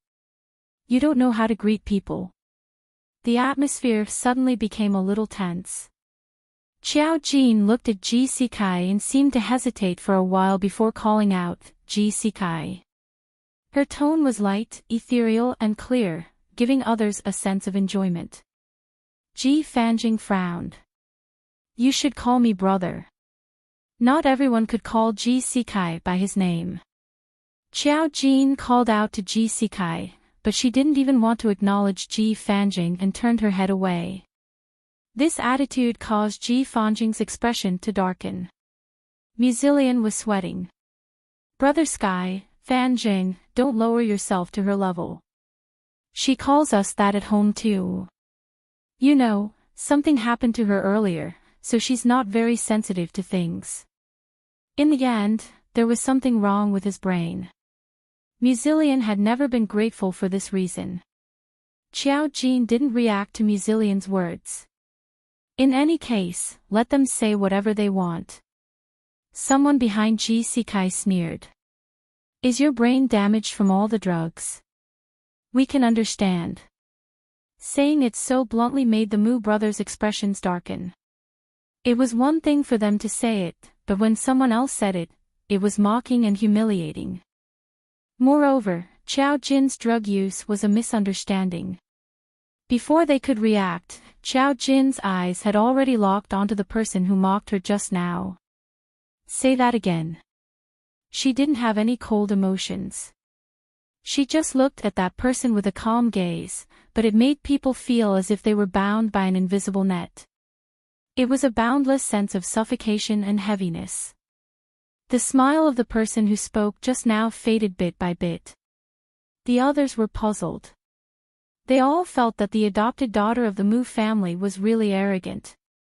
Suddenly, Ji Sikai sneered. Interesting. If you don't want to greet people, then so be it. Chapter 268. He had already met Xiao Jin twice. Once, Xiao Jin was with Song Yanqing. He must know something. Ji Sikai invited, it's still early. Shall we play cards? Young masters also knew how to pass the time. At this time, it wasn't suitable for other forms of entertainment. The only suitable way was to play cards. The moment he said that, the tense atmosphere dissipated. If he said something that he shouldn't say, he wouldn't be giving Ji Sikai face. Since Ji Sikai had spoken, the Muzillion brothers couldn't possibly reject him. They glanced at Xiao Jin, and Xiao Jin nodded slightly. Only then did they agree. Seeing how the Mu brothers listened to Xiao Jin, Ji Sikai sneered. In the big room in the backyard, the group took out poker cards. Not everyone played, but they watched Ji Sikai and the others play. Musichu from the Mu family went up because he was good at math and cards. On the other side, it was Ji Sikai and Ji Fanjing. The others cheered them on from the side. Although they said they were playing cards, they were more like ordinary Fight the Landlord. Xiao Jin stood behind Musichu and watched, while Muzillion leaned on his brother's back and looked at the cards. The moment he picked up the cards, he complained, Fuck, you're too unlucky. Such lousy cards. These were the most taboo things when playing cards. Those who knew how to guess cards would be able to guess the cards in one's hand based on one's emotions. He was too obvious. Musichu glared at Muzillion. Even Ji Fanjing sneered. Muzillion said embarrassedly, I won't say any more. You play. Ji Sikai took the landlord. Ji Fanjing's face twitched. When they played, he and Musichu's family kept losing to Musichu. Musichu's cards were terrible to begin with, so he lost the first round. Muzillion shouted, Ji Fanjing, do you know how to play? Can you not let others play? Ji Fanjing glared at him. Why wouldn't I? Don't tell me that you two brothers will fight Big Brother Sky. Muzillion wished he could scold Ji Fanjing for being a despicable person. She only knew how to please Ji Sikai. Of course, Ji Sikai knew what was going on. After winning, he began to shuffle the cards. His shuffling movements were fast and flashy. His slender fingers flipped the cards very quickly. Even an ordinary deck of cards gave him a dazzling feeling when he shuffled them. After shuffling, he put down the cards and said casually, "It's boring to just play like this. How about a bet?" Musichu looked at him. What's the bet? Money was impossible. All of them added together were not as rich as Ji Sikai. He wouldn't bet money with them either. He would definitely bet on something else. Ji Sikai smiled. He took out a cigarette from the cigarette box beside him and bit it between his lips. We're not playing too hard. We'll take turns to stick the note. The loser will go down to replace the other person and stick an IOU. You can only collect it after the banquet. Everyone's faces turned green. It was one thing to stick the note, but more importantly, how embarrassing would it be? They could only collect it after the banquet. If they swaggered around, wouldn't they be laughed at like idiots? When he held the cigarette in his mouth, his long and narrow eyes glanced in Xiao Jin's direction. Someone beside him took out a lighter and lowered his body to light the cigarette for him. Xiao Jin didn't look at him. When the smoke gradually rose, Xiao Jin smelled the smoke. She frowned almost imperceptibly. This kind of smoke that humans liked was rather smelly to her. The smell was strong and choking. Even if this cigarette was of the highest quality and had a faint fragrance. She took 2 steps back, turned around, and left. Chapter 269. When Ji Sikai saw Xiao Jin leave, his face immediately turned gloomy. He bit the cigarette and paused for a moment before putting it out. He was just thinking that the little girl's temper was unusually bad. No one would look at Xiao Jin. Now that everyone's target was on their card table, Ji Sikai couldn't ask someone to chase after him. Xiao Jin walked out. He wanted to walk around casually, but he saw Chai Yueli walking over. This was a place where young people like them would hang out, so not many people came here. When he saw Chai Yueli, he realized that she was alone. When Chai Yueli saw Xiao Jin, she stopped in her tracks. She looked at Xiao Jin and was confused for a moment. She didn't know what she should do or say. Until she pinched her thigh. The pain woke her up. She couldn't show anything in front of Xiao Jin. With a seemingly friendly smile, she said, "Hello, you're Xiao Jin, right?" She had never heard of Xiao Jin. She only heard about it from others when she came back. She was the adopted daughter of the Mu family. But so what? She had never thought that this girl would have anything to do with her. The daughter that she had once abandoned had long since faded from her memory. But when she saw that face, she realized that some things couldn't be forgotten just because she wanted to. She looked too much like her mother. When she was young, many people said that Chai Yueli didn't look like her mother. Her mother was a typical Jiangnan girl. She was gentle and beautiful, calm and generous. Her face was delicate and quiet. Compared to Chai Yueli's rich beauty, she wasn't too aggressive. Xiao Jin was the same. They looked too much alike. However, compared to his mother, she seemed more otherworldly. It could be seen that she was raised very well by the Mu family. Now that she was standing quietly in front of her, she was so beautiful that one couldn't take their eyes off her. Xiao Jin nodded. She couldn't be her mother's biological daughter. Her mother had passed away more than 10 years ago. This girl looked about the same age as the one he had thrown away. Another 20 years passed. It was said that Xiao Fei adopted her from the orphanage. Chai Yueli's gaze drifted. You, how old are you this year? Xiao Jin said softly, 20. This was undoubtedly the death sentence for Chai Yueli. This was indeed the daughter she had abandoned. Chai Yueli's face was twitching. She tried her best to maintain her noble and generous attitude.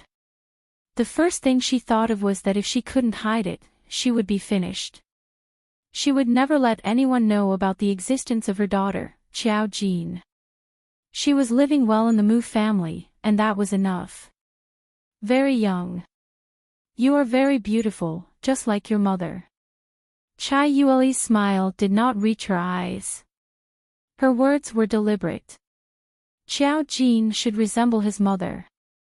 Although she was his biological mother, they did not resemble each other at all. Xiao Jin laughed, his eyes curved like crescent moons. Fei Fei is not my biological mother. Do I really look like her? Chai Yueli's entire body turned cold. She knew her background. She didn't have time to think about why Xiao Jin called Xiao Fei Fei Fei. She just looked at the girl's clear eyes, but felt that she couldn't see the depths of the other party's eyes. For a moment, she thought that the girl in front of her knew the truth and said those words deliberately for her to hear. It was impossible. Who knew that she had a daughter? Mom. A hesitant voice sounded, and Chai Yueli's expression suddenly changed. Chapter 270. It was Ji Fanjing. There was a small white stripe on his forehead, which made him look hilarious. When he saw Chai Yueli, he looked a little confused. Chai Yueli almost couldn't hold back her smile. What are you guys playing? Ji Fanjing said. Brother Sikai insisted on sticking the note. I lost. He looked a little annoyed. He's sticking the note now. You can only take it off after the banquet. Fortunately, the white stripe wasn't very wide. Otherwise, many people would die of laughter if it was stuck there until the banquet ended. There were many people inside who were about to face the same fate as him. Ji Fanjing felt relieved. Chai Yueli couldn't help but laugh. She walked around Xiao Jin and brushed away the white stripe on Ji Fanjing's forehead. The atmosphere between mother and son was harmonious. Your brother Sky really doesn't know his place. No one would doubt that they were the real mother and son. Xiao Jin just watched quietly from the back. She had a faint smile on her lips, but it was as if she had nothing to do with it. She had no intention of getting involved. She didn't seem to be in the same world as these two. When Chai Yueli was about to leave with Ji Fanjing turned back and said to Xiao Jin, Brother Sikai wants you to go in and play with him. Not interested. With that, Xiao Jin left in the opposite direction. Chai Yueli's eyes flashed. She heard Ji Fanjing complaining to her. Mom, this adopted daughter of the Mu family has no sense of propriety. She calls Brother Sikai by his name when she sees him. She doesn't even call the others. She has no manners at all. Chai Yueli forced a smile. You already said that she's the adopted daughter of the Mu family. I heard that she was only recently brought back by the Mu family. Maybe she doesn't know how to behave properly. It has nothing to do with you. Don't mind it too much. Ji Fanjing suddenly said, she's quite pretty. Chai Yueli, she suddenly felt lucky that she hadn't let Ji Fanjing see her mother all these years. The Ji family's banquet lasted for a while. Later, Musilian, Musichu, and the others came out one after another. Unsurprisingly, Ji Sikai was the final winner. Because he was the only one who didn't have a note on his face.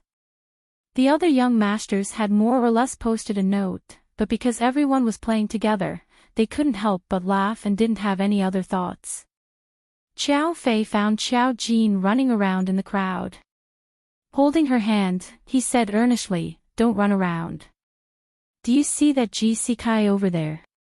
He is the eldest young master of the Ji family's main family. His temper is very strange. Don't provoke him.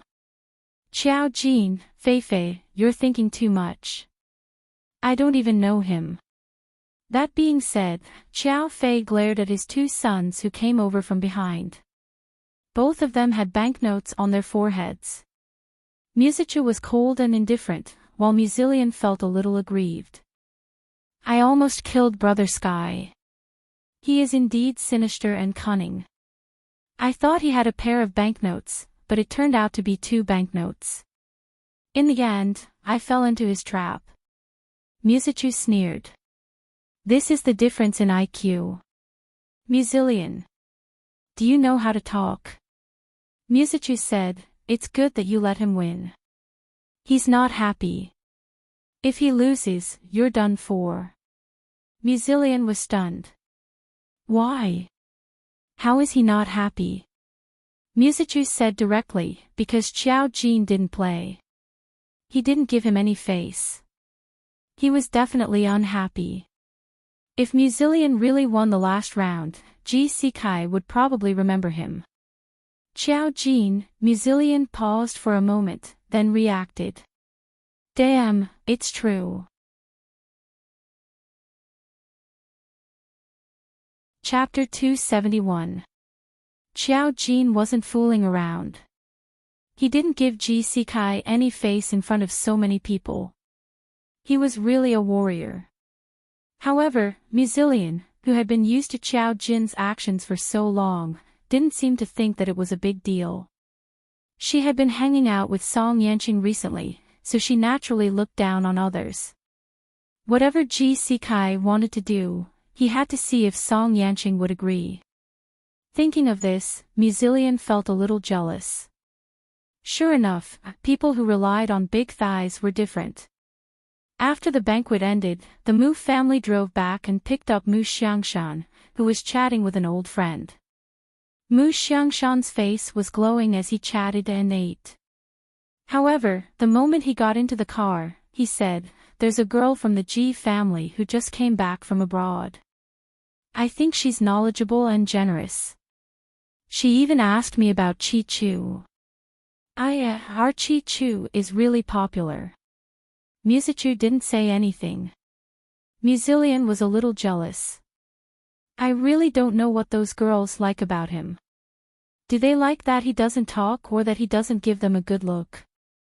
Musichu and Musilian's personalities were very different. Musichu didn't like to talk. Even when he rejected a girl's confession, he was very direct. On the other hand, Musilian was like a little white dragon in the waves, flirting here and there. Both of them had their hearts broken. Musichu's pain was at least gone for a period of time. Musilian was often called a jerk by girls. Even so, the one who was popular was definitely Musichu. Xiao Fei rolled her eyes. After leaving the Ji family, she heaved a sigh of relief. She was afraid that Xiao Jin would be recognized, so she only said, "Can your personality be compared to your brother's? It's normal for people to like your brother if they don't like you." Musilian wasn't convinced. Don't the two of us look the same?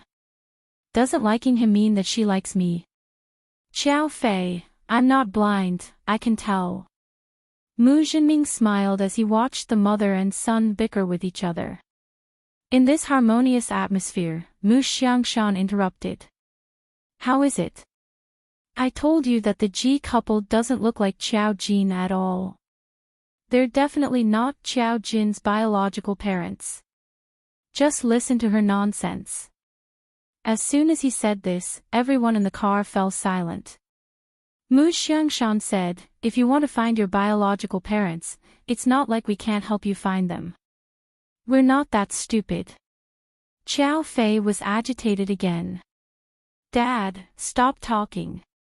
Xiao Jin directly said, "Old man, you're thinking too much. Chai Yueli has already recognized me." Everyone, Xiao Fei was shocked. You recognized me. She couldn't help but raise her voice. You recognized her.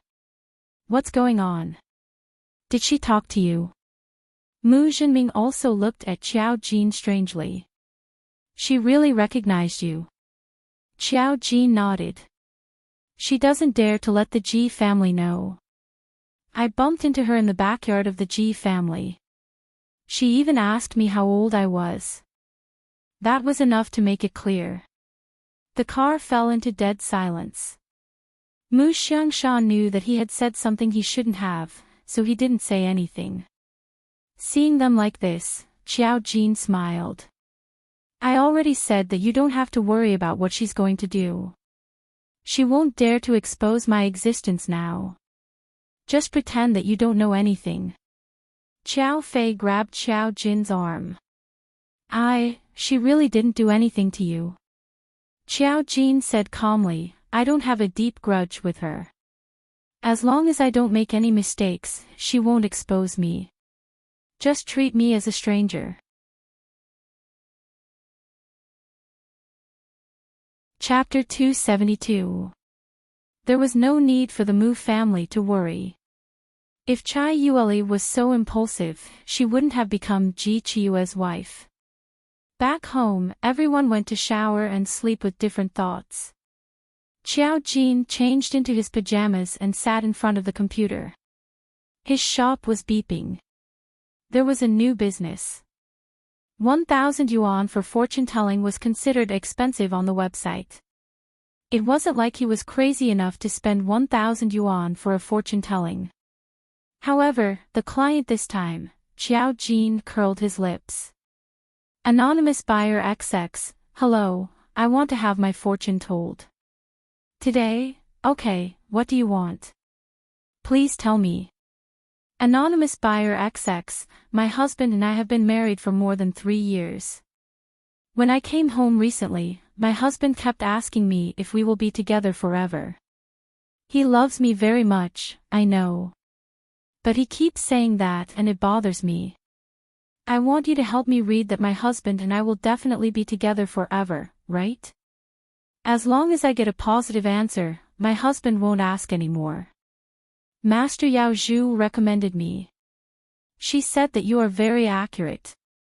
Today, Master Yao Zhu recommended you. Anonymous buyer XX, yes, I asked her for a fortune-telling.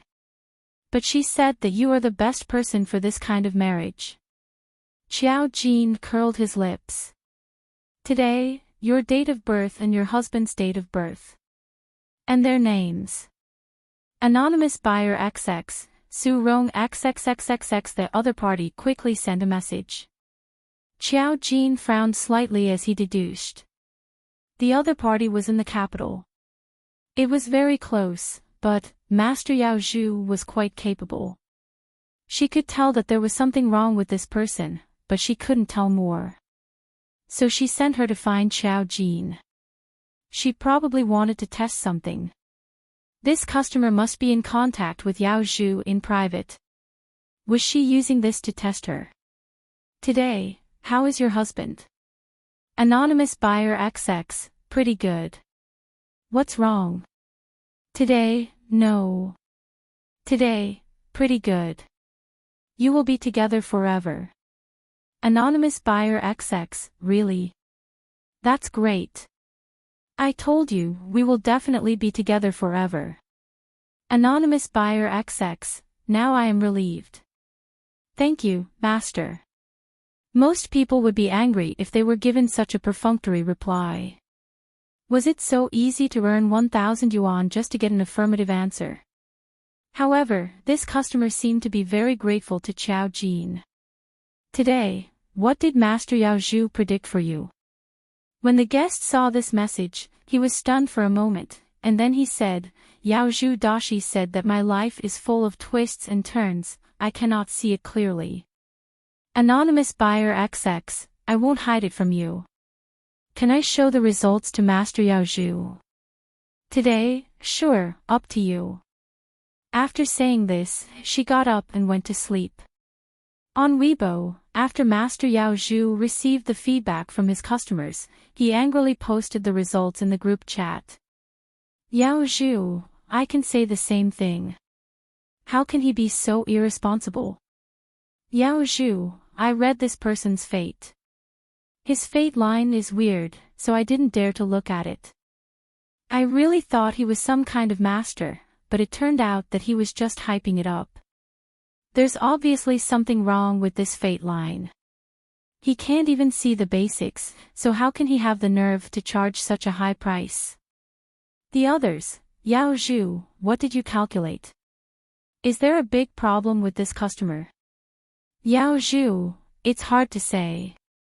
I might have to go offline to take a look. This customer is really strange. She lives in the capital, so it's quite close. Yao Zhu, humph, wait until I solve this problem. See if I don't report this scammer to the Industry and Commerce Bureau. Who cares who I report to? Does he have a conscience when he scams people? Chapter 273. When she woke up in the morning, Xiao Jin received a message from He-Yao. He-Yao sent her a picture. They had already picked up the little girl and were bringing her to the capital. He-Yao, it's indeed the ability to distort space. The magnetic field around her will be chaotic. Her ability is strange. It should be a pure space ability. He-Yao, this is a very rare ability. You've helped us a lot. When you come back, I'll treat you to a meal and tell you in detail. It was Jean. Jinyo, you're welcome. She wasn't the one who found this person, but Fan Jean. She had other things to do now. She went to school and didn't go home immediately after school in the afternoon. Instead, she told the driver not to pick her up for the time being because she had other things to do. Someone had been watching her. She set up a camouflage so that the person who was watching her would think that she followed the car home every day so that they wouldn't disturb her. She took a taxi to the north of the city, which was very far from where she went to school. This was a more remote area in another district of the capital. Most of the people living here were ordinary people, and there were many migrant workers. There were also many old houses and apartments left behind. This area was actually the first to be developed, but it was very early. Most of the buildings were decades old. The streets were narrower than usual, but in the capital, it was bustling. There were many people. Xiao Jin walked through a vegetable market. In order to avoid being too eye-catching, she was much more low-key today. Her hair was tied up, making her look fresh and refreshing. She wore a pair of big student glasses. She looked like a pure and harmless beautiful girl. She was still attractive and otherworldly, but she was also carrying a backpack. She looked like a middle school student, which made her look more low-key. She just looked fresh. She wouldn't attract attention if she appeared nearby. She came to a huge vegetable market. Amidst the hubbub of people, she bought a bag of apples from a fruit shop nearby and ate as she walked. Her calm gaze soon landed on a woman who was picking tomatoes in front of a vegetable stall. The woman was about 30 years old. Her hair was permed and only reached her shoulders. She wore glasses and no makeup. Her complexion looked a little bad. She was dressed in pajamas and came out to buy groceries. She was just an ordinary woman in the ordinary world. When she was picking tomatoes, even the owner of the vegetable stall recognized her. He smiled and said, "Su Rong, are you making tomato scrambled eggs for your husband again?" The woman named Su Rong raised her head and revealed a gentle smile. "Yes, he likes to eat these. This is the only dish I know how to make." The boss smiled and said, "I don't think your husband only likes this dish. It's because you know how to make this dish that he likes it. If you learn to make other dishes, maybe he will like it too." Su Rong couldn't help but smile. The happiness in her eyes made people feel very happy. Xiao Jin just stared at her quietly. Su Rong picked out the tomatoes. They were all big, round, and red, and looked moist. She also bought some other vegetables. When she carried them home, she was still humming a tune. It was obvious that she was very happy. On the way home, many people greeted her. It could be seen that this woman named Su Rong had a good relationship with the surrounding neighbors. Everyone who greeted her had a kind smile, and she responded very happily. She was very happy. She didn't need to express it. One could tell just by looking at her. Chapter 274. Qiao Jin followed behind her. She followed Su Rong to many places and finally stepped into an old apartment building. The apartment building was built decades ago. The property management was average, and anyone could enter. There were no elevators in the building. There were only a few floors, and they had to walk up. Perhaps she was too happy, but she didn't notice that there was a strange and beautiful girl behind her. The girl was so quiet that it was as if she didn't exist. However, when they were going upstairs, the girl noticed an advertisement outside the neighborhood. Apartments are for sale in this building. Please consult XXXXX for details. She followed Su Rong upstairs. There were only the two of them in the corridor. Su Rong finally noticed that something was wrong. She turned around and saw Qiao Jin. She was surprised by the girl's fresh and beautiful appearance. However, she didn't remember anything about her. She hesitated. "Young lady, are you a new resident here?" Qiao Jin nodded. "I just moved in." "Hello." Su Rong remembered that her neighbor upstairs was selling his house. Perhaps he had already sold it. She smiled. "Hello, I'm Su Rong." Qiao Jin replied, "I'm Qiao Jin." Su Rong didn't question Qiao Jin's refusal to call her auntie. She just smiled and said, "Qiao Jin. Good name." Qiao Jin stepped forward and said, "My parents aren't home yet. I don't have the keys to the new house. Can I sit in your house for a while?" This was abrupt enough for a stranger. Su Rong only hesitated for a moment before nodding. "Okay." She even took out a tomato from the bag and handed it to Qiao Jin. "Do you want a tomato?" Qiao Jin reached out and took it. She didn't refuse. She took the tomato and stepped into Su Rong's happy little home with her. The house wasn't big. It was about 100 square meters, and the decorations were very warm. It was very clean inside, unlike the old neighborhood outside. When they entered the house, they smelled the fragrance of food. It was very, very fragrant. It was a smell that could only be made in a warm home. After entering, they saw the living room and dining table. It was covered with a small floral cloth. It was very clean. Su Rong smelled the fragrance and said happily, "Hubby, we have a little guest." Someone came out of the kitchen.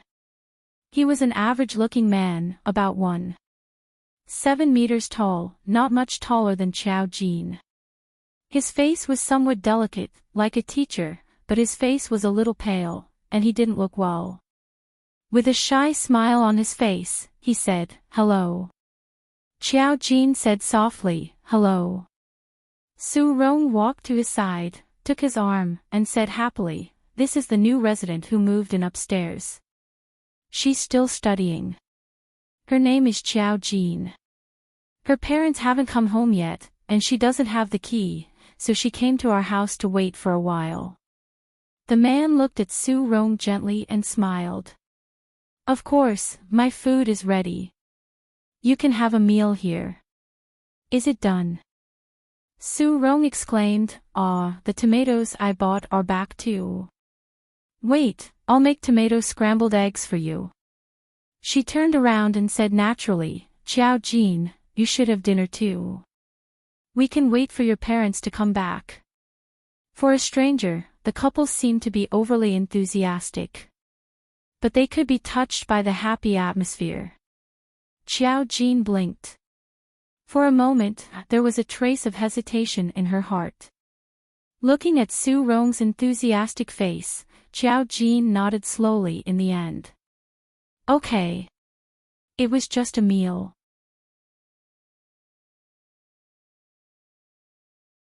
Chapter 275. Su Rong's husband was called Ming Chu. He was 31 years old and worked at a telecommunications company nearby. He was an ordinary employee who worked from 9 to 5. Su Rong was a primary school teacher and taught simple Chinese. Other than preparing for classes, she wasn't very busy. The two of them didn't have any children and lived in this small family. It was ordinary and warm. Their salary wasn't high, but they lived a happy and satisfied life. During dinner, Su Rong enthusiastically put food in Xiao Jin's bowl. From time to time, she would look at Ming Chu and smile. The two of them were like the happiest people in the world. Some public displays of affection would make you feel that it was hypocritical. Some public displays of affection didn't need to be shown, because people could feel their happiness and love at all times when they were together. It wasn't cloying, but it was happy enough. Obviously, Su Rong and Ming Chu were like that. After dinner, Xiao Jin wiped her mouth and thanked Su Rong and Ming Chu. Then, she said goodbye and left. Their neighbor upstairs had decided to sell the house and moved out long ago. She wouldn't be exposed. However, Xiao Jin didn't intend to continue with this lie. She returned home very late. Xiao Fei was shocked to see that Xiao Jin didn't come home very late. Where did you go? When she called, she only said that she was outside and didn't say where she was. Xiao Jin said, I went to look for a house. Xiao Fei, she stuttered, you want to buy a house? You want to move out? She raised her voice. Xiao Jin, no, I want a house. Is Shinming home? Xiao Fei, she had a bad premonition. Mu Jinming was obviously home. He even took the coffee cup downstairs and asked, where did you go? Xiao Jin said directly, Jinming, I want to buy a house. Do you have 2 million yuan? I'll borrow it from you and return it to you. That house was sold for 2 million yuan. It was considered cheap in the imperial capital. The main thing was that it wasn't in the city center and was an old house. In a remote place, it couldn't be sold for a sky-high price. Mu Jinming almost spat out the coffee in his mouth. What kind of house do you want to buy for only 2 million? Just by hearing the word only, one could tell that a 2 million yuan house was nothing in his eyes. It's a little far away. The housing there isn't very expensive. Xiao Jin said, something came up, so I need to borrow 2 million to buy a house. If she wanted to, she could get the money anytime, but for now, she might as well borrow it. Xiao Fei came forward and asked, where do you want to buy a house? Xiao Jin, Qingqing District. Mu Jinming frowned. Qingqing District is quite far away. Did you buy it so far away? The house might not have any investment value. Xiao Jin nodded. They wanted to ask Xiao Jin what he was going to do with the house, but Xiao Jin didn't say anything. In the end, Mu Jinming still lent Xiao Jin 2 million. Xiao Fei wasn't worried that Xiao Jin would buy a house. She was worried that Xiao Jin would move out after buying the house. Xiao Jin wasn't going to move out. She just needed to do something. The house above Su Rong's house was sold for 2 million yuan. Xiao Jin bought the house the next day after she got the money. Now, she had a legitimate reason to go to Su Rong's house. Moreover, it was easy to get along with her. She didn't need to arouse suspicion. The house she bought had old furniture. She didn't plan to live in it, so she didn't care. Mu Jinming went to check on the house and found that it was indeed very remote. There was nothing special about it. So, what was Xiao Jin's reason for buying it?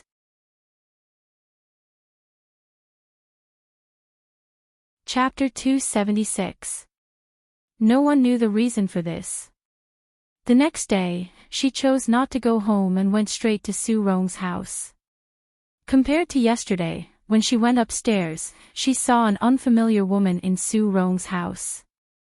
The woman was dressed fashionably and exquisitely. Compared to Su Rong, she was a completely different person.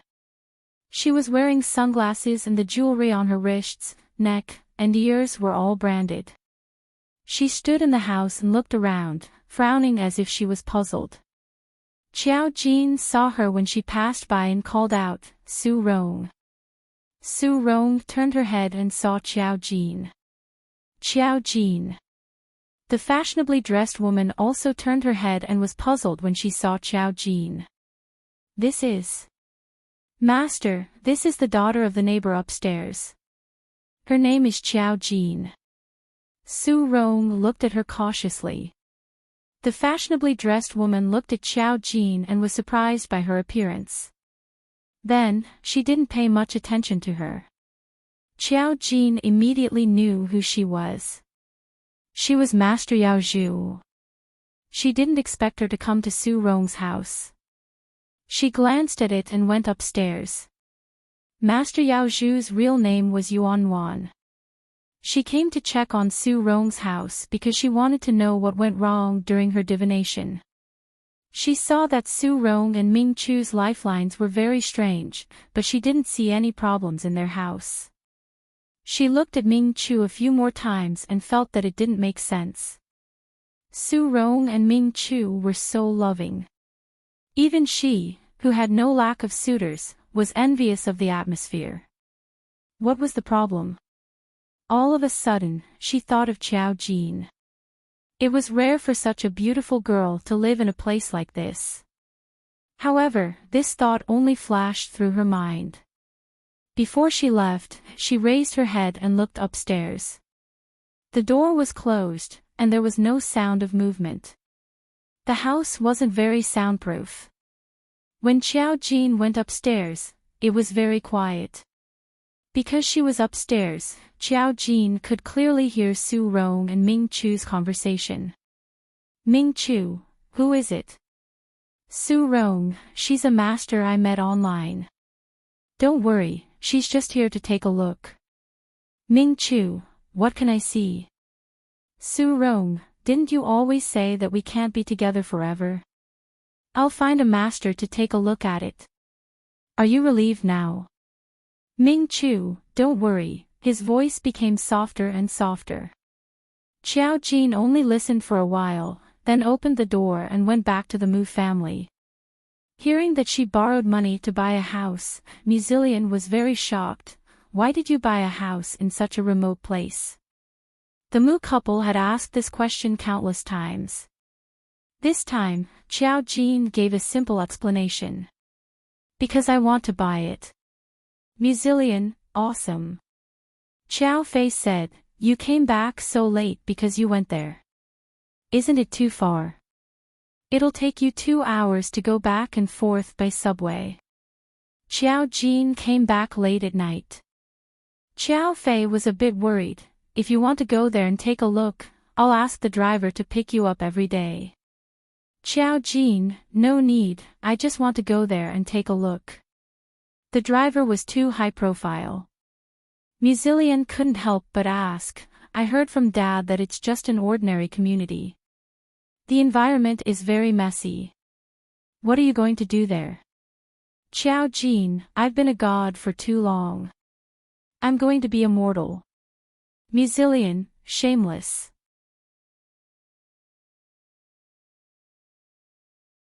Chapter 277. Although Xiao Jin's reason was shameless, it was still a reason. She had always done things as she pleased, and the Mu family had learned a thing or two about it over the past month. That night, they discussed this matter behind Xiao Jin's back, even though Xiao Jin could hear them.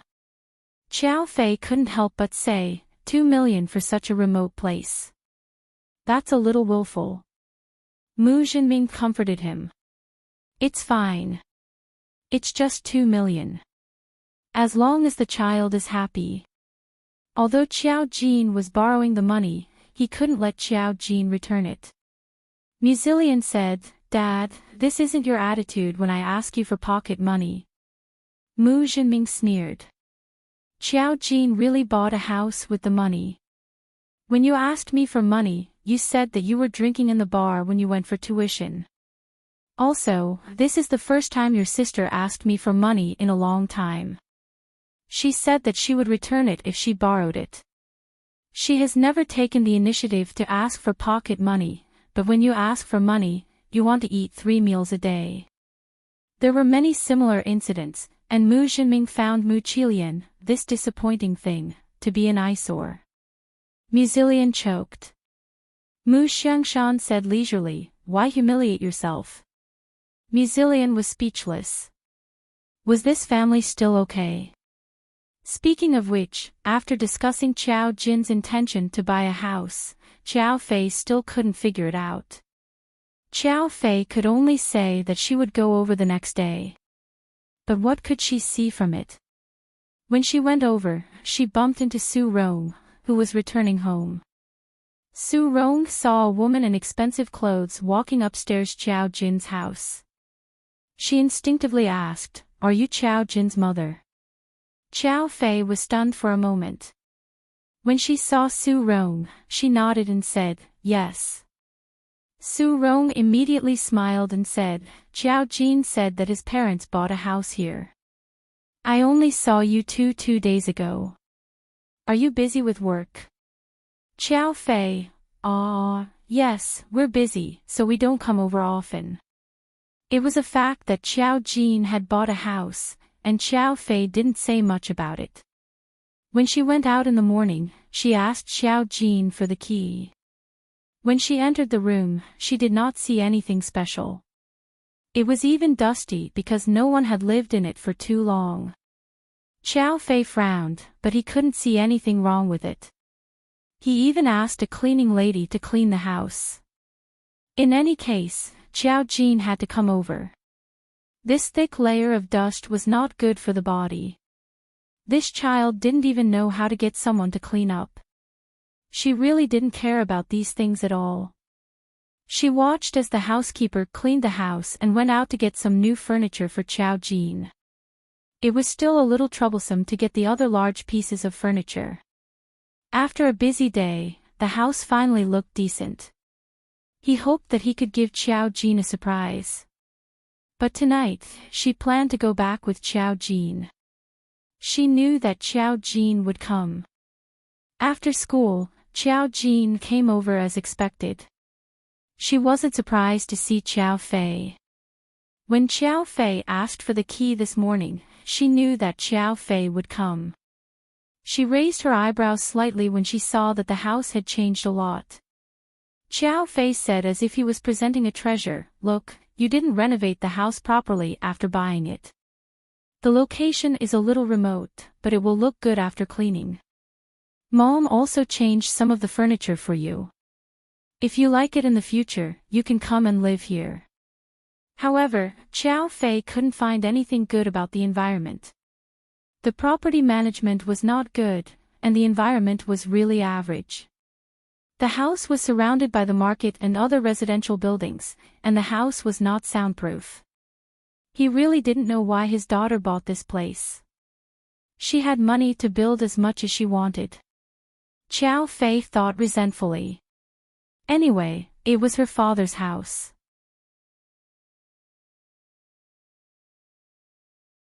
Chapter 278. When they went downstairs, Xiao Fei and Xiao Jin saw Su Rong and Ming Chu coming out to buy groceries hand in hand. The couple looked so sweet. When they saw Xiao Jin, they took the initiative to greet him, especially Su Rong. "Xiao Jin, your mother is so beautiful. She's as beautiful as you." Xiao Fei was happy to be praised. When she saw Ming Chu smiling shyly at them, she asked, "Is this your husband?" Su Rong nodded. "His name is Ming Chu." Ming Chu nodded to them, "Nice to meet you." After chatting for a while, Ming Chu and Su Rong said goodbye to Xiao Jin and Su Rong as they were going to the supermarket. After they left, even Xiao Fei said, "They are so close. They look so happy." She was not envious, but sighed with emotion. Xiao Jin suddenly looked at Xiao Fei and smiled. "Look." Xiao Fei was stunned. She didn't know what she meant. She just said, "Yes, they are happy." There are not many people who can see such a sweet couple. When they went out of the community, they bumped into Yuan Wan, who came to deal with the matter. Xiao Fei glanced at Yuan Wan and whispered to Xiao Jin, "I didn't expect there to be so many beautiful women living here." She only saw Yuan Wan, but she said there were many beautiful women living here. Xiao Jin smiled and didn't say anything. She went back with Xiao Fei. Xiao Fei realized that Xiao Jin didn't show much curiosity about the place along the way. She couldn't help but ask, "Why did you buy it there?" "I don't see anything special about it. I have my reasons." Xiao Fei didn't know how to ask. Alas, his daughter's rebellious phase really hurt his money. When Yuan Wan knocked on the door, she found that Su Rong and Ming Chu weren't there. She was a little annoyed. She couldn't see anything wrong with Su Rong, but she was confident in her divination skills. She even asked a few people in the same profession to do the math. Basically, those with real skills all said that there was something wrong with Su Rong's lifeline. But they couldn't tell what the problem was. This was too inconceivable. Yuan Wan walked out after making a phone call. "Yes, they're just an ordinary couple. There's nothing wrong with them at all. No, they don't have any special interactions. I've been watching them for 2 days. The couple is either at work or at home every day. That's why it's strange. No matter how I look at her lifeline, I feel that there's something wrong with it." Her husband. Sigh, "Maybe I'm wrong. They're a happy couple. If I come here often, I won't be able to find an excuse." When he returned home that night, Xiao Fei told Mu Jinming and the others what he had seen. She had said that there was nothing special about it. She still did not understand why Xiao Jin bought the house here. What they didn't know was that Xiao Jin was chatting with Song Yanqing upstairs. Song Yanqing took the initiative to reveal that he knew that Xiao Jin bought a house. "Song Yanqing, I heard that you bought a house in Qingqing district." "Jin Jinyo, yes. It's little Jin Jin, you know." "Song Yanqing, Zai will tell me about you." He didn't deny it directly. At least he clearly told Xiao Jin that he was paying attention to her. Xiao Jin didn't care. He continued to reply, "I'm thinking about something." "Song Yanqing, what's the matter?" Xiao Jin hesitated and then told Song Yanqing his thoughts. "It's little Jin Jinyo, perhaps you've encountered a troublesome matter."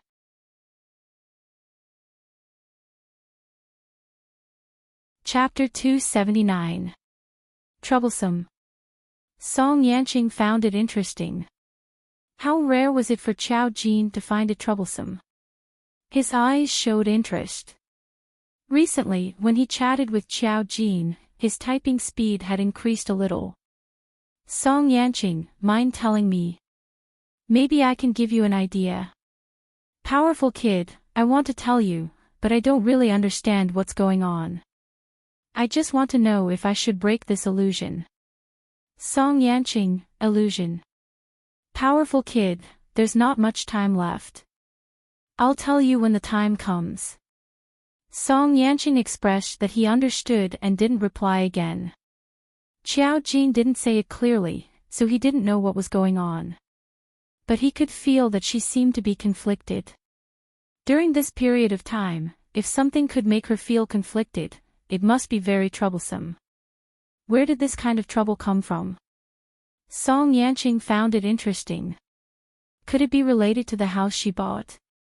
He quickly thought of this and asked Air to find out about the house.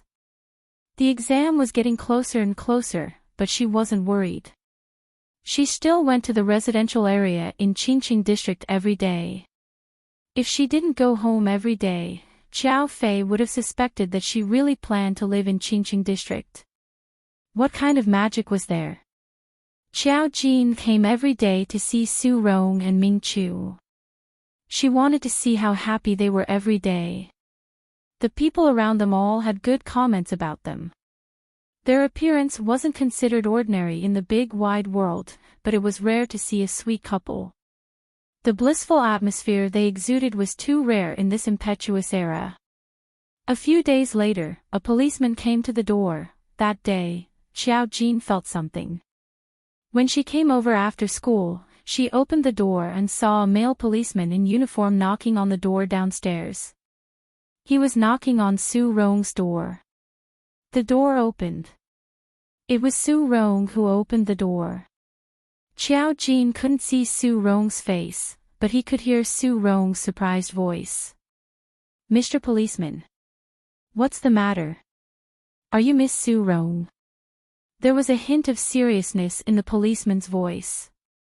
"Our police station notified you last month. Why did you?" Before she could finish, Ming Chu's voice came from the other side of the door. "Honey, what's wrong? Who is it?" When Ming Chu walked to the door, the male police officer swallowed his words. He stared at Ming Chu with wide eyes. He looked at Su Rong and then back at Ming Chu, as if he was trying his best to swallow. After a while, he said in a trembling voice, "Miss Su, this is Mr. Ming." Su Rong seemed a little confused. "Yes, what's wrong?" Ming Chu's voice was still as shy as before. "Mr. Policeman, may I ask what happened?" Xiao Jin heard the policeman's voice tremble. No, you're Mr. Ming Chu. Have you been at home for a month?" Ming Chu replied gently, "Of course, I've always been with my wife." "Is there a problem?" "No. Everything's fine now." The policeman's voice trembled, but he didn't dare to speak. It could be said that he left in a fluster. A policeman wouldn't panic to such an extent. There must have been something shocking. When Xiao Jin saw the policeman leave, he followed him downstairs. When Su Rong and Ming Chu saw the policeman leave, they naturally closed the door. They didn't see Xiao Jin, who had chased after them. When the policeman came downstairs, he saw a police car parked downstairs. When he saw his colleague in the car, he sweated profusely. "I saw a ghost."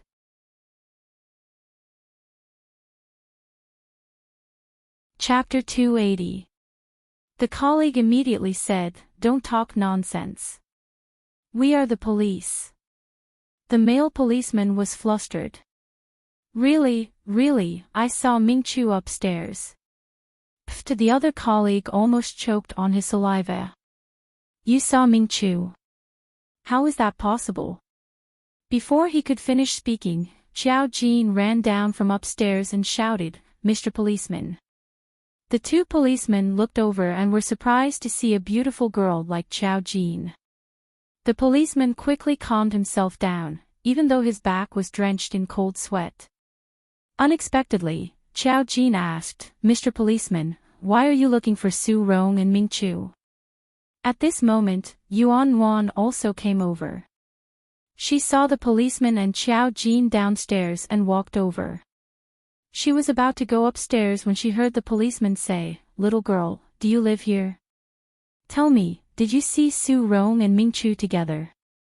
Hearing Su Rong and Ming Chu's names, Yuan Wan suddenly stood on the spot. She looked over with a little surprise. Xiao Jin answered straightforwardly, "Yes.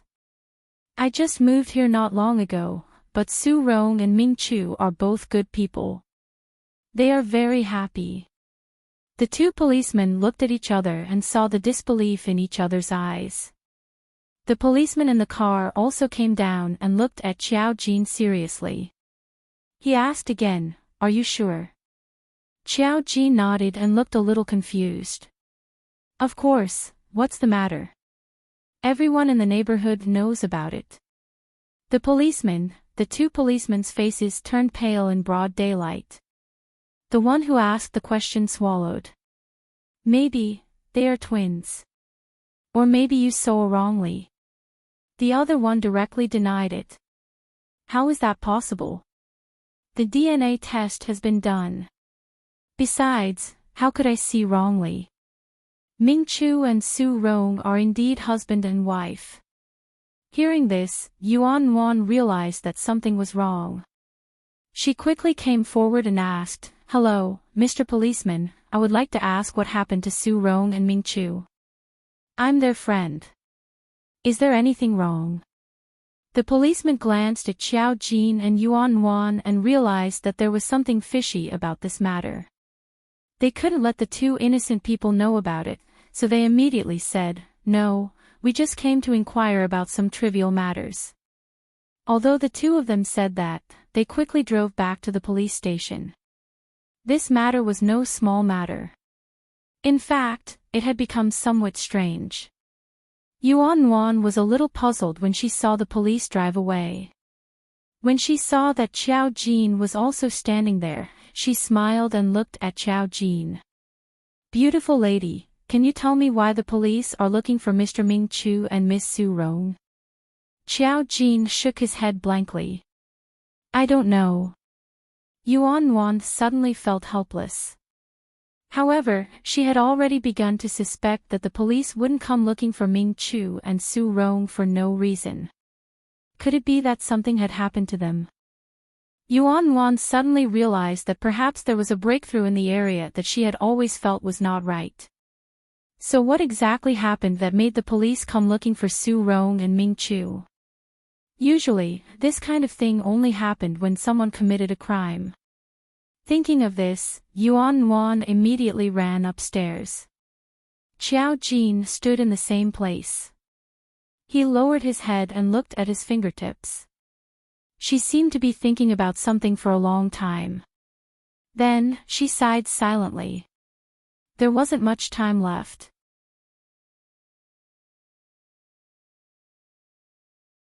Chapter 281. The Qingqing District Police Station received a rather ridiculous investigation. A month ago, a man named Ming Chu fell off a cliff and died at the bottom of the mountain. The police found his body and tested his DNA. All the identification information showed that he was Ming Chu. He was 31 years old and used to be a programmer in a company. He had a virtuous and kind wife, Su Rong. They were very loving and had gone through many hardships together. Su Rong's parents died early. Ming Chu's biological parents had many children at home, so they didn't care much about Ming Chu, who didn't listen to their advice and married an ordinary girl, Su Rong. That was not the point. The point was that when the police asked Su Rong to come and claim the body, Su Rong didn't admit that it was her husband. The police thought that she was upset, so they could only ask Ming Chu's family to come and claim the body back to the funeral home. Then Su Rong suddenly disappeared. Because of her sudden disappearance and an accidental fall off a cliff, the police didn't notice anything strange for a long time. Until Ming Chu's family said that they couldn't contact Su Rong, they suspected that Ming Chu's death was not an accident and had something to do with Su Rong. The police didn't think it was possible. After their investigation, they found that Su Rong and Ming Chu were very loving. There was no hostility between them. On the day Ming Chu went to the mountain, Su Rong was in school. However, it was hard to explain Su Rong's sudden disappearance. They spent a few days investigating Su Rong's whereabouts. It turned out that she didn't disappear. She just went back to an old house that her parents left for her in the capital. According to the information, she hadn't been back for more than 10 years. The police came to check as usual, but they didn't expect to find such shocking news. Ming Chu didn't die. They clearly saw that Ming Chu was still alive. But how could it be? At that time, the DNA test showed that the body wasn't unrecognizable. It was exactly the same as Ming Chu's photo. Even Ming Chu's family had claimed it. How could Ming Chu still be alive? They then quickly carried out the investigation and were shocked to find that Su Rong had brought Ming Chu here a month ago. The neighbors all said that the young couple was very loving and would be together wherever they went. Every day, Ming Chu came back from work and cooked for her. Su Rong didn't go to work and only went out to buy vegetables occasionally. Everyone in the neighborhood praised him. Even the women were jealous that Su Rong had found such a good husband. Even if Ming Chu wasn't very outstanding, he couldn't hide the love in his eyes for Su Rong. A person that many people knew to be dead was still alive. The police in Qingqing district also called Ming Chu's family to confirm. Ming Chu's family was even more shocked than them. How is this possible? Are you kidding me? When my son died, I saw it with my own eyes. It was my son. You've already tested the DNA, and the forensic report is out. Now you're telling us that Ming Chu is still alive. Then who did we burn? The police were also at a loss. That's right, who was the one who was burned? If he was careless, could it be that he had mistaken the person who had fallen to his death? This was a huge mistake.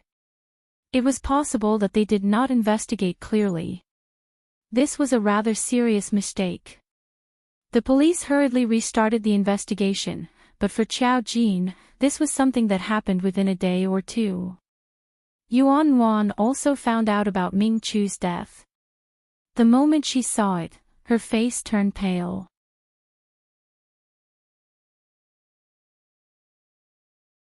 Chapter 282. She finally knew what was wrong. The lifeline she had been looking at all this time was the lifeline that was wrong. Ming Chu had died long ago. She didn't know what she was looking at.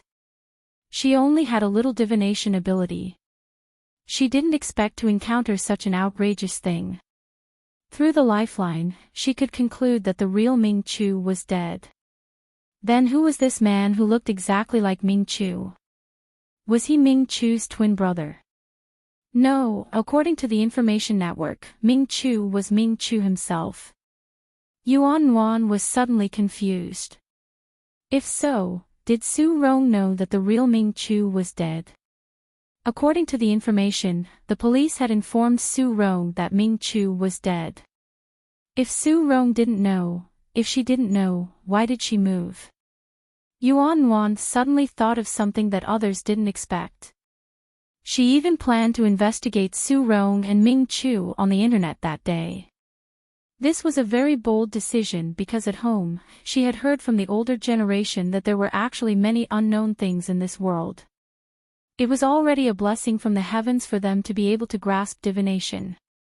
There were also some people who had unimaginable abilities. Then, did Ming Chu come back from the dead? How did he do it? Su Rong and Ming Chu went to bed very early every night. Yuan Wan knew that it was wrong for her to sneak in. She even stole the key to their house to investigate. God knew why she, a master of divination, would do such a thing. It was probably because she was too curious. She couldn't help it. She quietly opened the door. The house was very quiet. Fortunately, the bedroom door wasn't closed. She first looked around the living room quietly, but she didn't find any traces. Standing at the door, through the dim moonlight outside, she saw that there was only Su Rong lying on the small bed. Where was Ming Chu? Yuan Wan suddenly sweated. If there was only Su Rong lying on the bed, didn't that mean that Ming Chu didn't sleep? She suddenly thought of something terrible. Her hair stood on end and she looked around. The room was cold and cheerless. There was no movement. She trembled as she prepared to leave.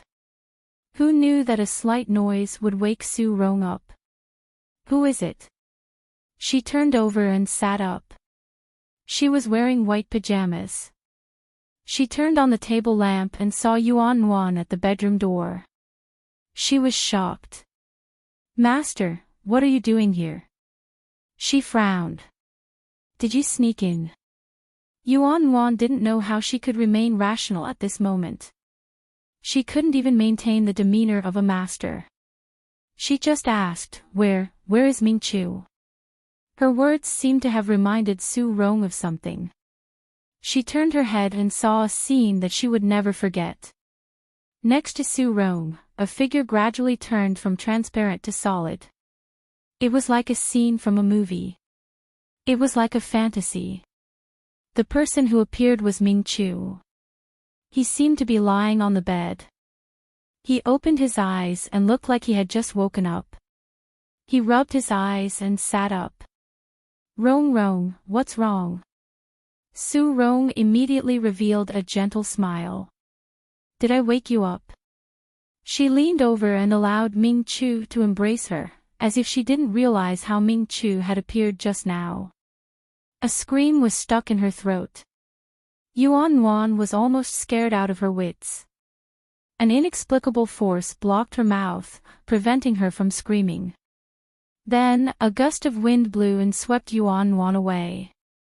The door of the bedroom slowly closed.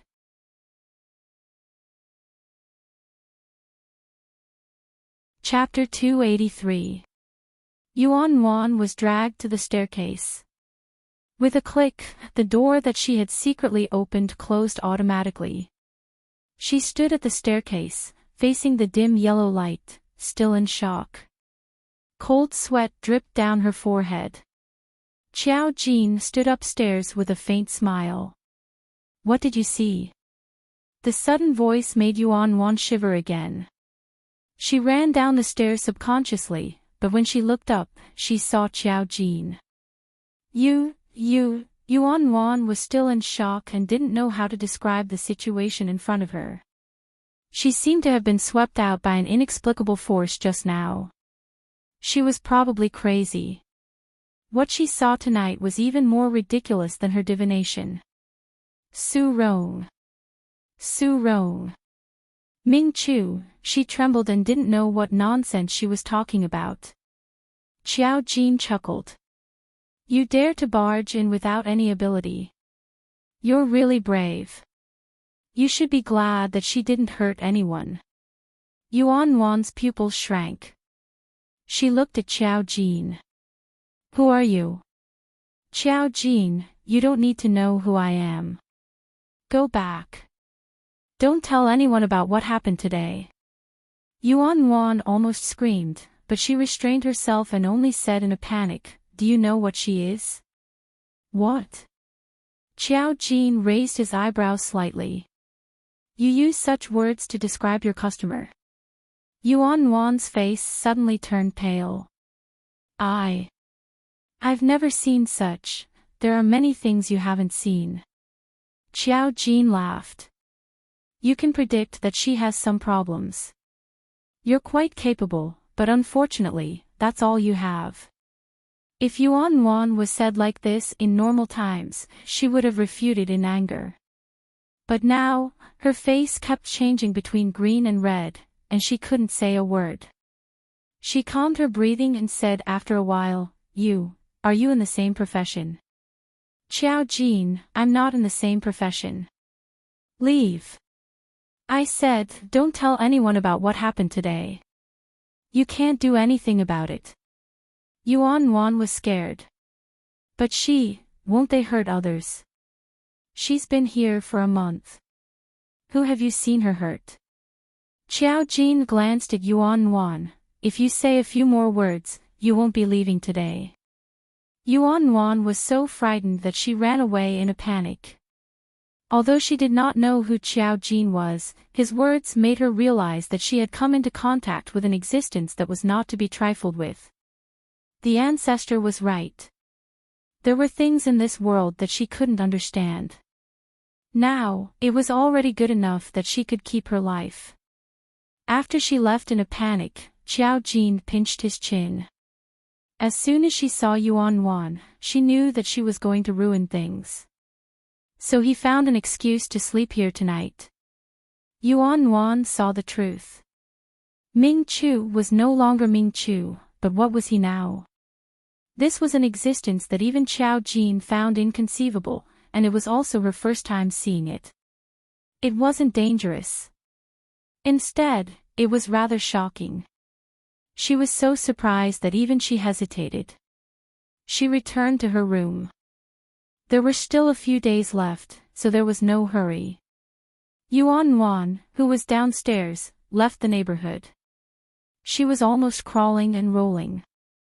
For the time being, she didn't know who Su Rong and Ming Chu were, but she definitely didn't dare to come. And that girl? Who was that girl? What did she know? Was she the one who made the gust of wind that swept her out? She left the place in a panic.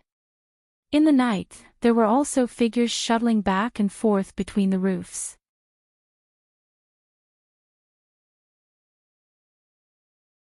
Chapter 284. The next day, Xiao Jin asked for a leave of absence from school. She saw Su Rong going out with Ming Chu as usual. Because the police had been visiting and investigating these days, people looked at them strangely. But they didn't find anything, and a neighbor reminded Su Rong. Su Rong just smiled and didn't take it seriously. She held Ming Chu's hand and walked down the street.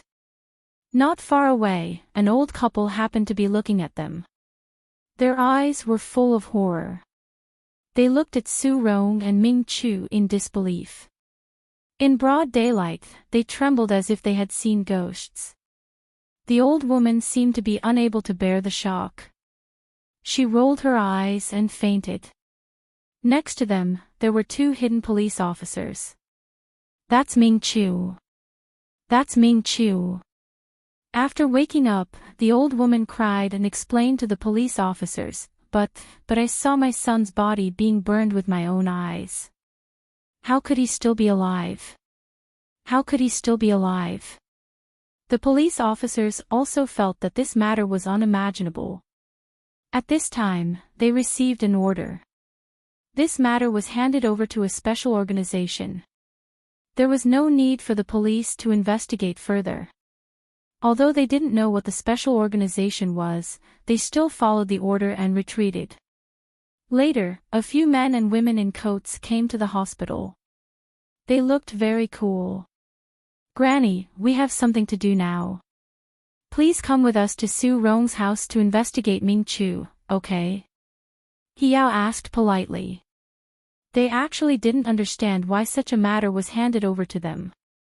Based on the information, they felt that the most likely possibility was that the police didn't investigate clearly and the person who was burned to death might be another tourist who had lost his footing. Ming Chu didn't die. But later, when they looked at the information carefully, they found that many things were wrong.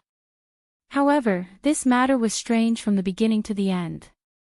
They could only deal with this matter to see if Ming Chu was a spiritual psyche master. The newly brought little spiritual psyche master was also brought back by them. She looked at all this curiously. She was wearing new clothes and biting a piece of bread. Her hair was braided and she was held by the tallest Chow Kai. The old couple was actually a little scared because they saw their son's body being burned with their own eyes. They really didn't know what this Ming Chu, who was still alive, was. The older generation had a strong idea that he might be a strange existence. They carefully followed Hiao's group to Su Rong's house. In the end, he saw Xiao Jin. Hiao's heart skipped a beat when she saw Xiao Jin here. Yi Shuadai didn't come to class today. Chao Yikai and Hua Yanming, who were behind her, saw her. They looked at each other and realized that she was probably a spiritual reader. Otherwise, Xiao Jin would not have appeared here. However, Xiao Jin's appearance here meant that he might be a demonized spiritualist. What made Hiao stiffen was that the people who were monitoring the spirit group clearly said that Xiao Jin was at home. He was at home. How did they do that? Since Xiao Jin had chosen to show himself, he had no intention of hiding from Hiao. When Hiao saw Xiao Jin, she went up to him and asked, "Xiao Jin, why are you here?" Xiao Jin smiled. I bought a house here. I live here. He-yow. The spirit group was useless. For so long, their reports were that Xiao Jin was at home. In the end, he had bought a house here, but they were still at home.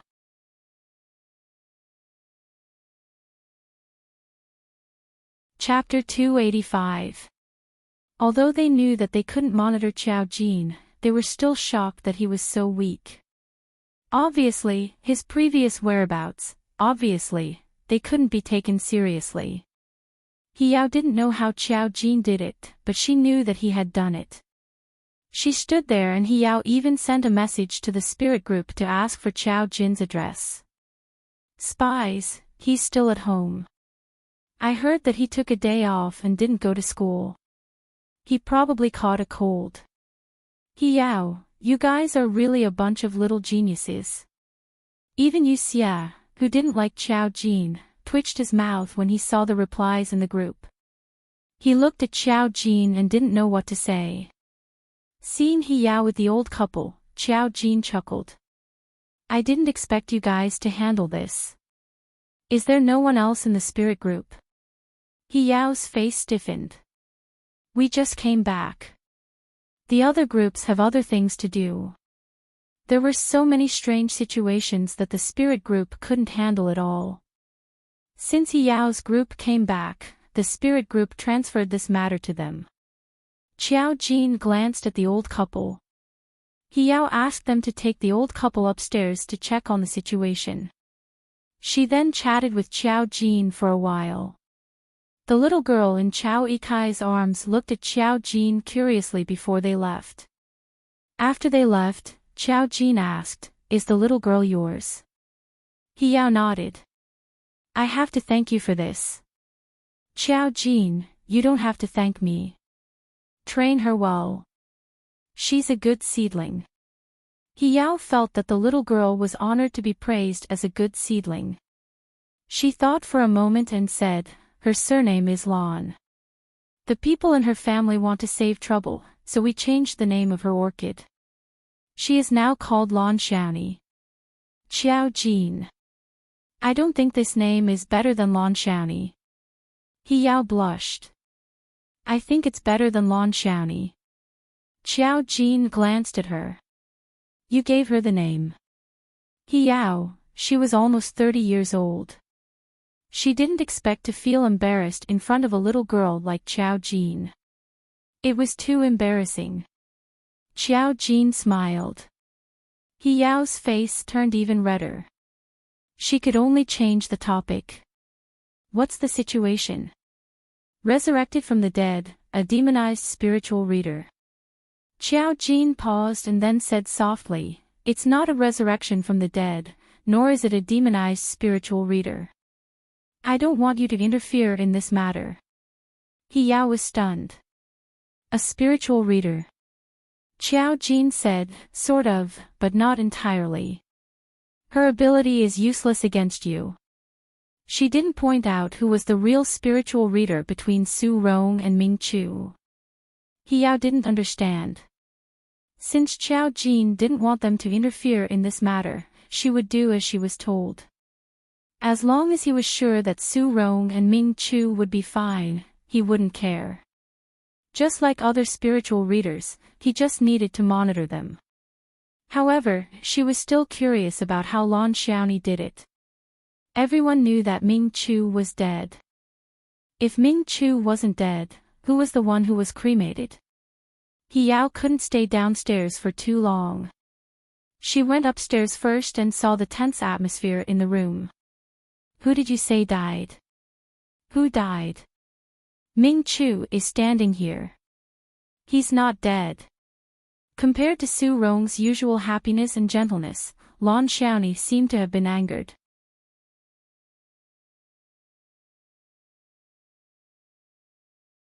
Chapter 286.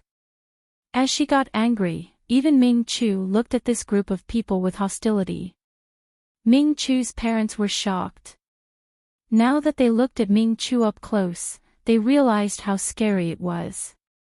Ming Chu was still alive. He was really still alive. This was their Ming Chu. His appearance and temperament were exactly the same as before. Even the ecology and the slightest movements were like that. They couldn't believe it. Ming Chu's mother cried, "Son, I'm your mother." Ming Chu was a little angry. "Of course I know you're my mother. But why did you come to disturb me and Rong Rong?" Ming Chu's mother was shocked. "Disturb you?" Ming Chu continued, "I'm living happily with Rong Rong now. You came to my house and said I was dead. Are you kidding me? If I were dead, would I still be standing here?" Indeed, the people from the spirit team looked at him as if he was alive. Did the police make a mistake? Ming Chu's father seemed to realize that his son was still alive. He was a little angry. "If you're still alive, why didn't you call home? Why did you let your wife mess around and leave home with her for so long? You've grown up, haven't you?" Ming Chu replied coldly, "If I didn't leave, what would you say about her? You didn't like her in the past. I wanted to live with Rong Rong in a place where no one would disturb us. Is that wrong?" Ming Chu's father was furious. "You." This was obviously a spiritual psyche master incident. However, Yu Xia and the others couldn't see anything wrong with Ming Chu and Su Rong. They even used a detector to check, but there was no reaction. Then why did Xiao Jin appear here? At this moment, Lan Xiaoni, who had finished eating bread, was being held by Chao Yikai. She suddenly reached out as if she wanted to touch Ming Chu. Su Rong's expression changed and she pulled Ming Chu away. Ming Chu took 2 steps back. Naturally, Lan Xiaoni didn't touch him. Her expression was a little confused. This scene didn't escape the others' eyes. Yu Xia narrowed his eyes. "Why don't you dare to let Xiaoni touch him?" Lan Xiaoni had spatial abilities. Was there something wrong with Ming Chu? Su Rong reacted quickly. "Don't touch my husband. This child is still young. If he gets hurt, I can't bear the consequences." Yu Xia and the others knew that this was not the reason. At this moment, Hiao stepped forward and said, "Forget it." She looked at Ming Chu and Su Rong and said, "We're sorry for disturbing you. We'll leave now, but can your parents stay here?" She then winked at the members of the spirit group. Chao Yikai and the others knew that Hiao had made up her mind. Just as they were about to retreat, Ming Chu's father flung his sleeves furiously. "Humph, if you don't like us here, we won't stay here either. When your mother received the news of your death, she cried and went to the hospital several times. You unfilial son, you actually hid here and lied to your parents with your wife who doesn't know how to care for her in-laws." After saying that, he pulled his wife away. Hearing this, Ming Chu didn't react, but a trace of pain flashed through Su Rong's eyes. Hiao noticed this, but she didn't say anything. She only told the members of the spirit group to leave as soon as possible. Don't disturb them. With a bang, the door slammed shut. Su Rong fell to the ground and tears gushed out. Ming Chu lowered his head and looked at her. His eyes were calm at the moment.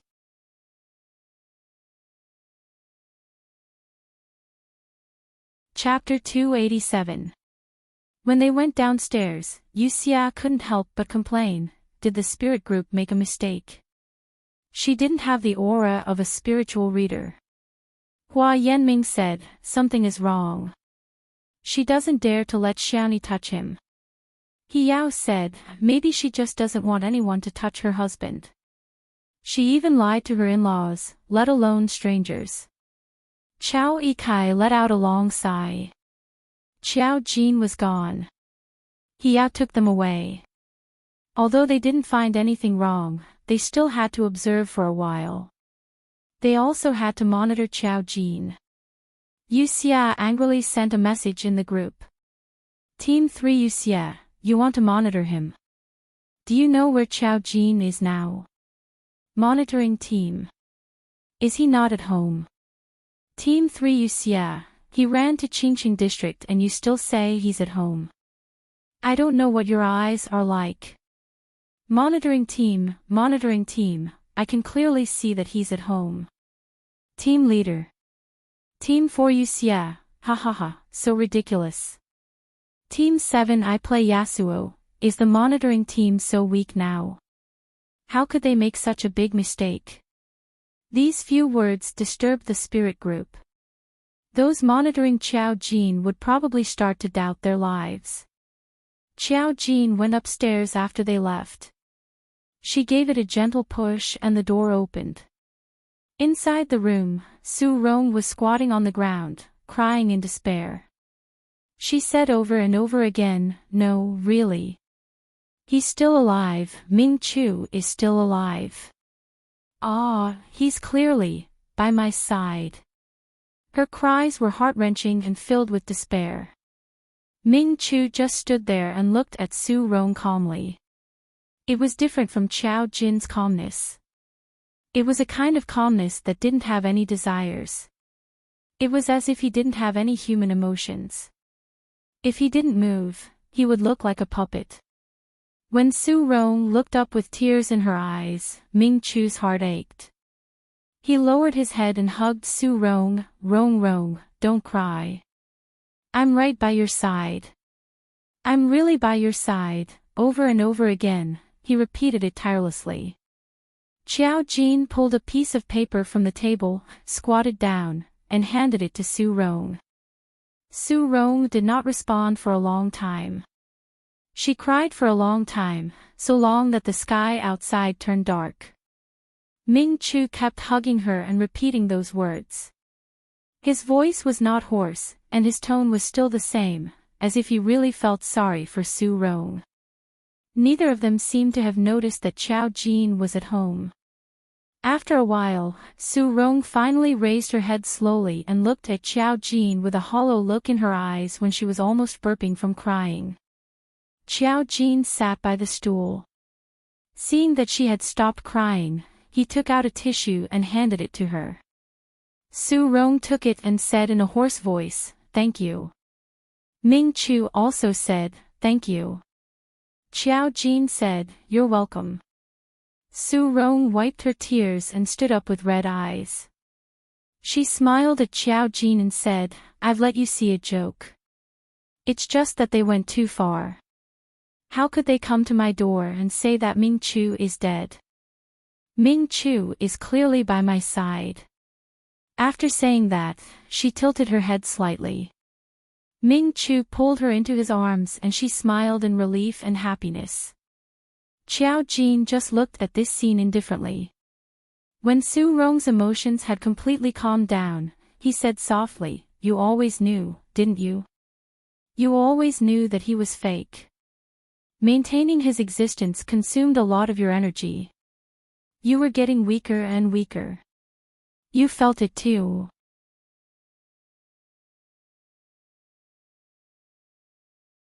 Chapter 288. Su Rong's smile gradually disappeared.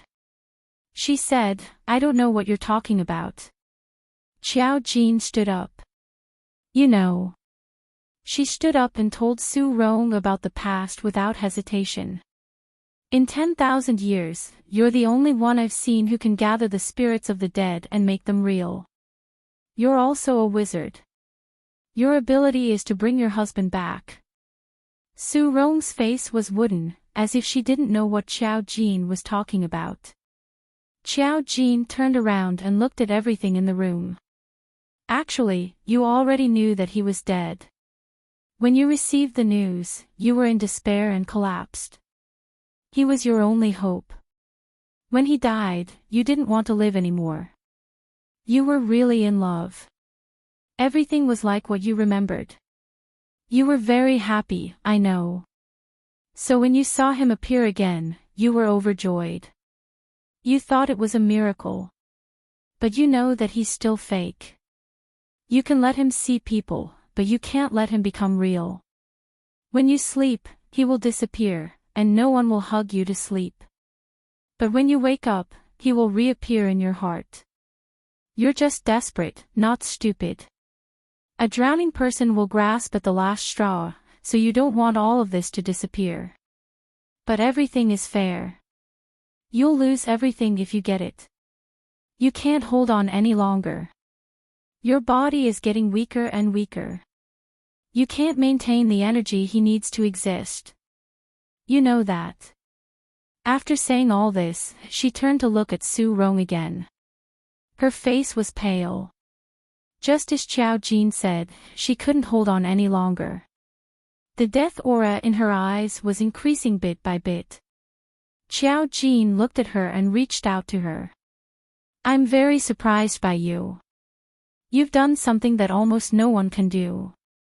As long as you want to live, I can save you. It's not too late. Su Rong stared at Xiao Jin's outstretched hand. The young girl's palm was so white, her face so exquisite and ethereal. Her temperament was like the savior of the world. She really was like a compassionate god. As long as he reached out to her, he would be saved. Su Rong looked at her outstretched hand and suddenly laughed. That laughter was very soft and did not have any meaning behind it. It was just that he found it funny. She said, "Have you never been in love before? Or perhaps, you have never enjoyed the taste of love?" Xiao Jin retracted his hand and narrowed his eyes. "I don't really need that kind of thing." Su Rong leaned into Ming Chu's arms and smiled faintly at her. Her entire body was radiating with happiness. "You're very beautiful and very elegant. I know you're not an ordinary person." She knew it the first time they met. She did not refuse. She saw that Xiao Jin's body was emitting an intense light. A person with darkness in his heart would never let others see light in him. Su Rong said quietly, "If you are willing, there will be a lot of people who will fall in love with you, and there will be countless people who will pursue you. But if you are not willing, no one can let you enjoy that feeling. A person's life is so short. You don't even know if there will be a next life. Even if there is, perhaps you will become another person and have no memories. Such a short life. Naturally, you have to pursue something meaningful. Love is something that many people pursue, but they may not get it in their lifetime.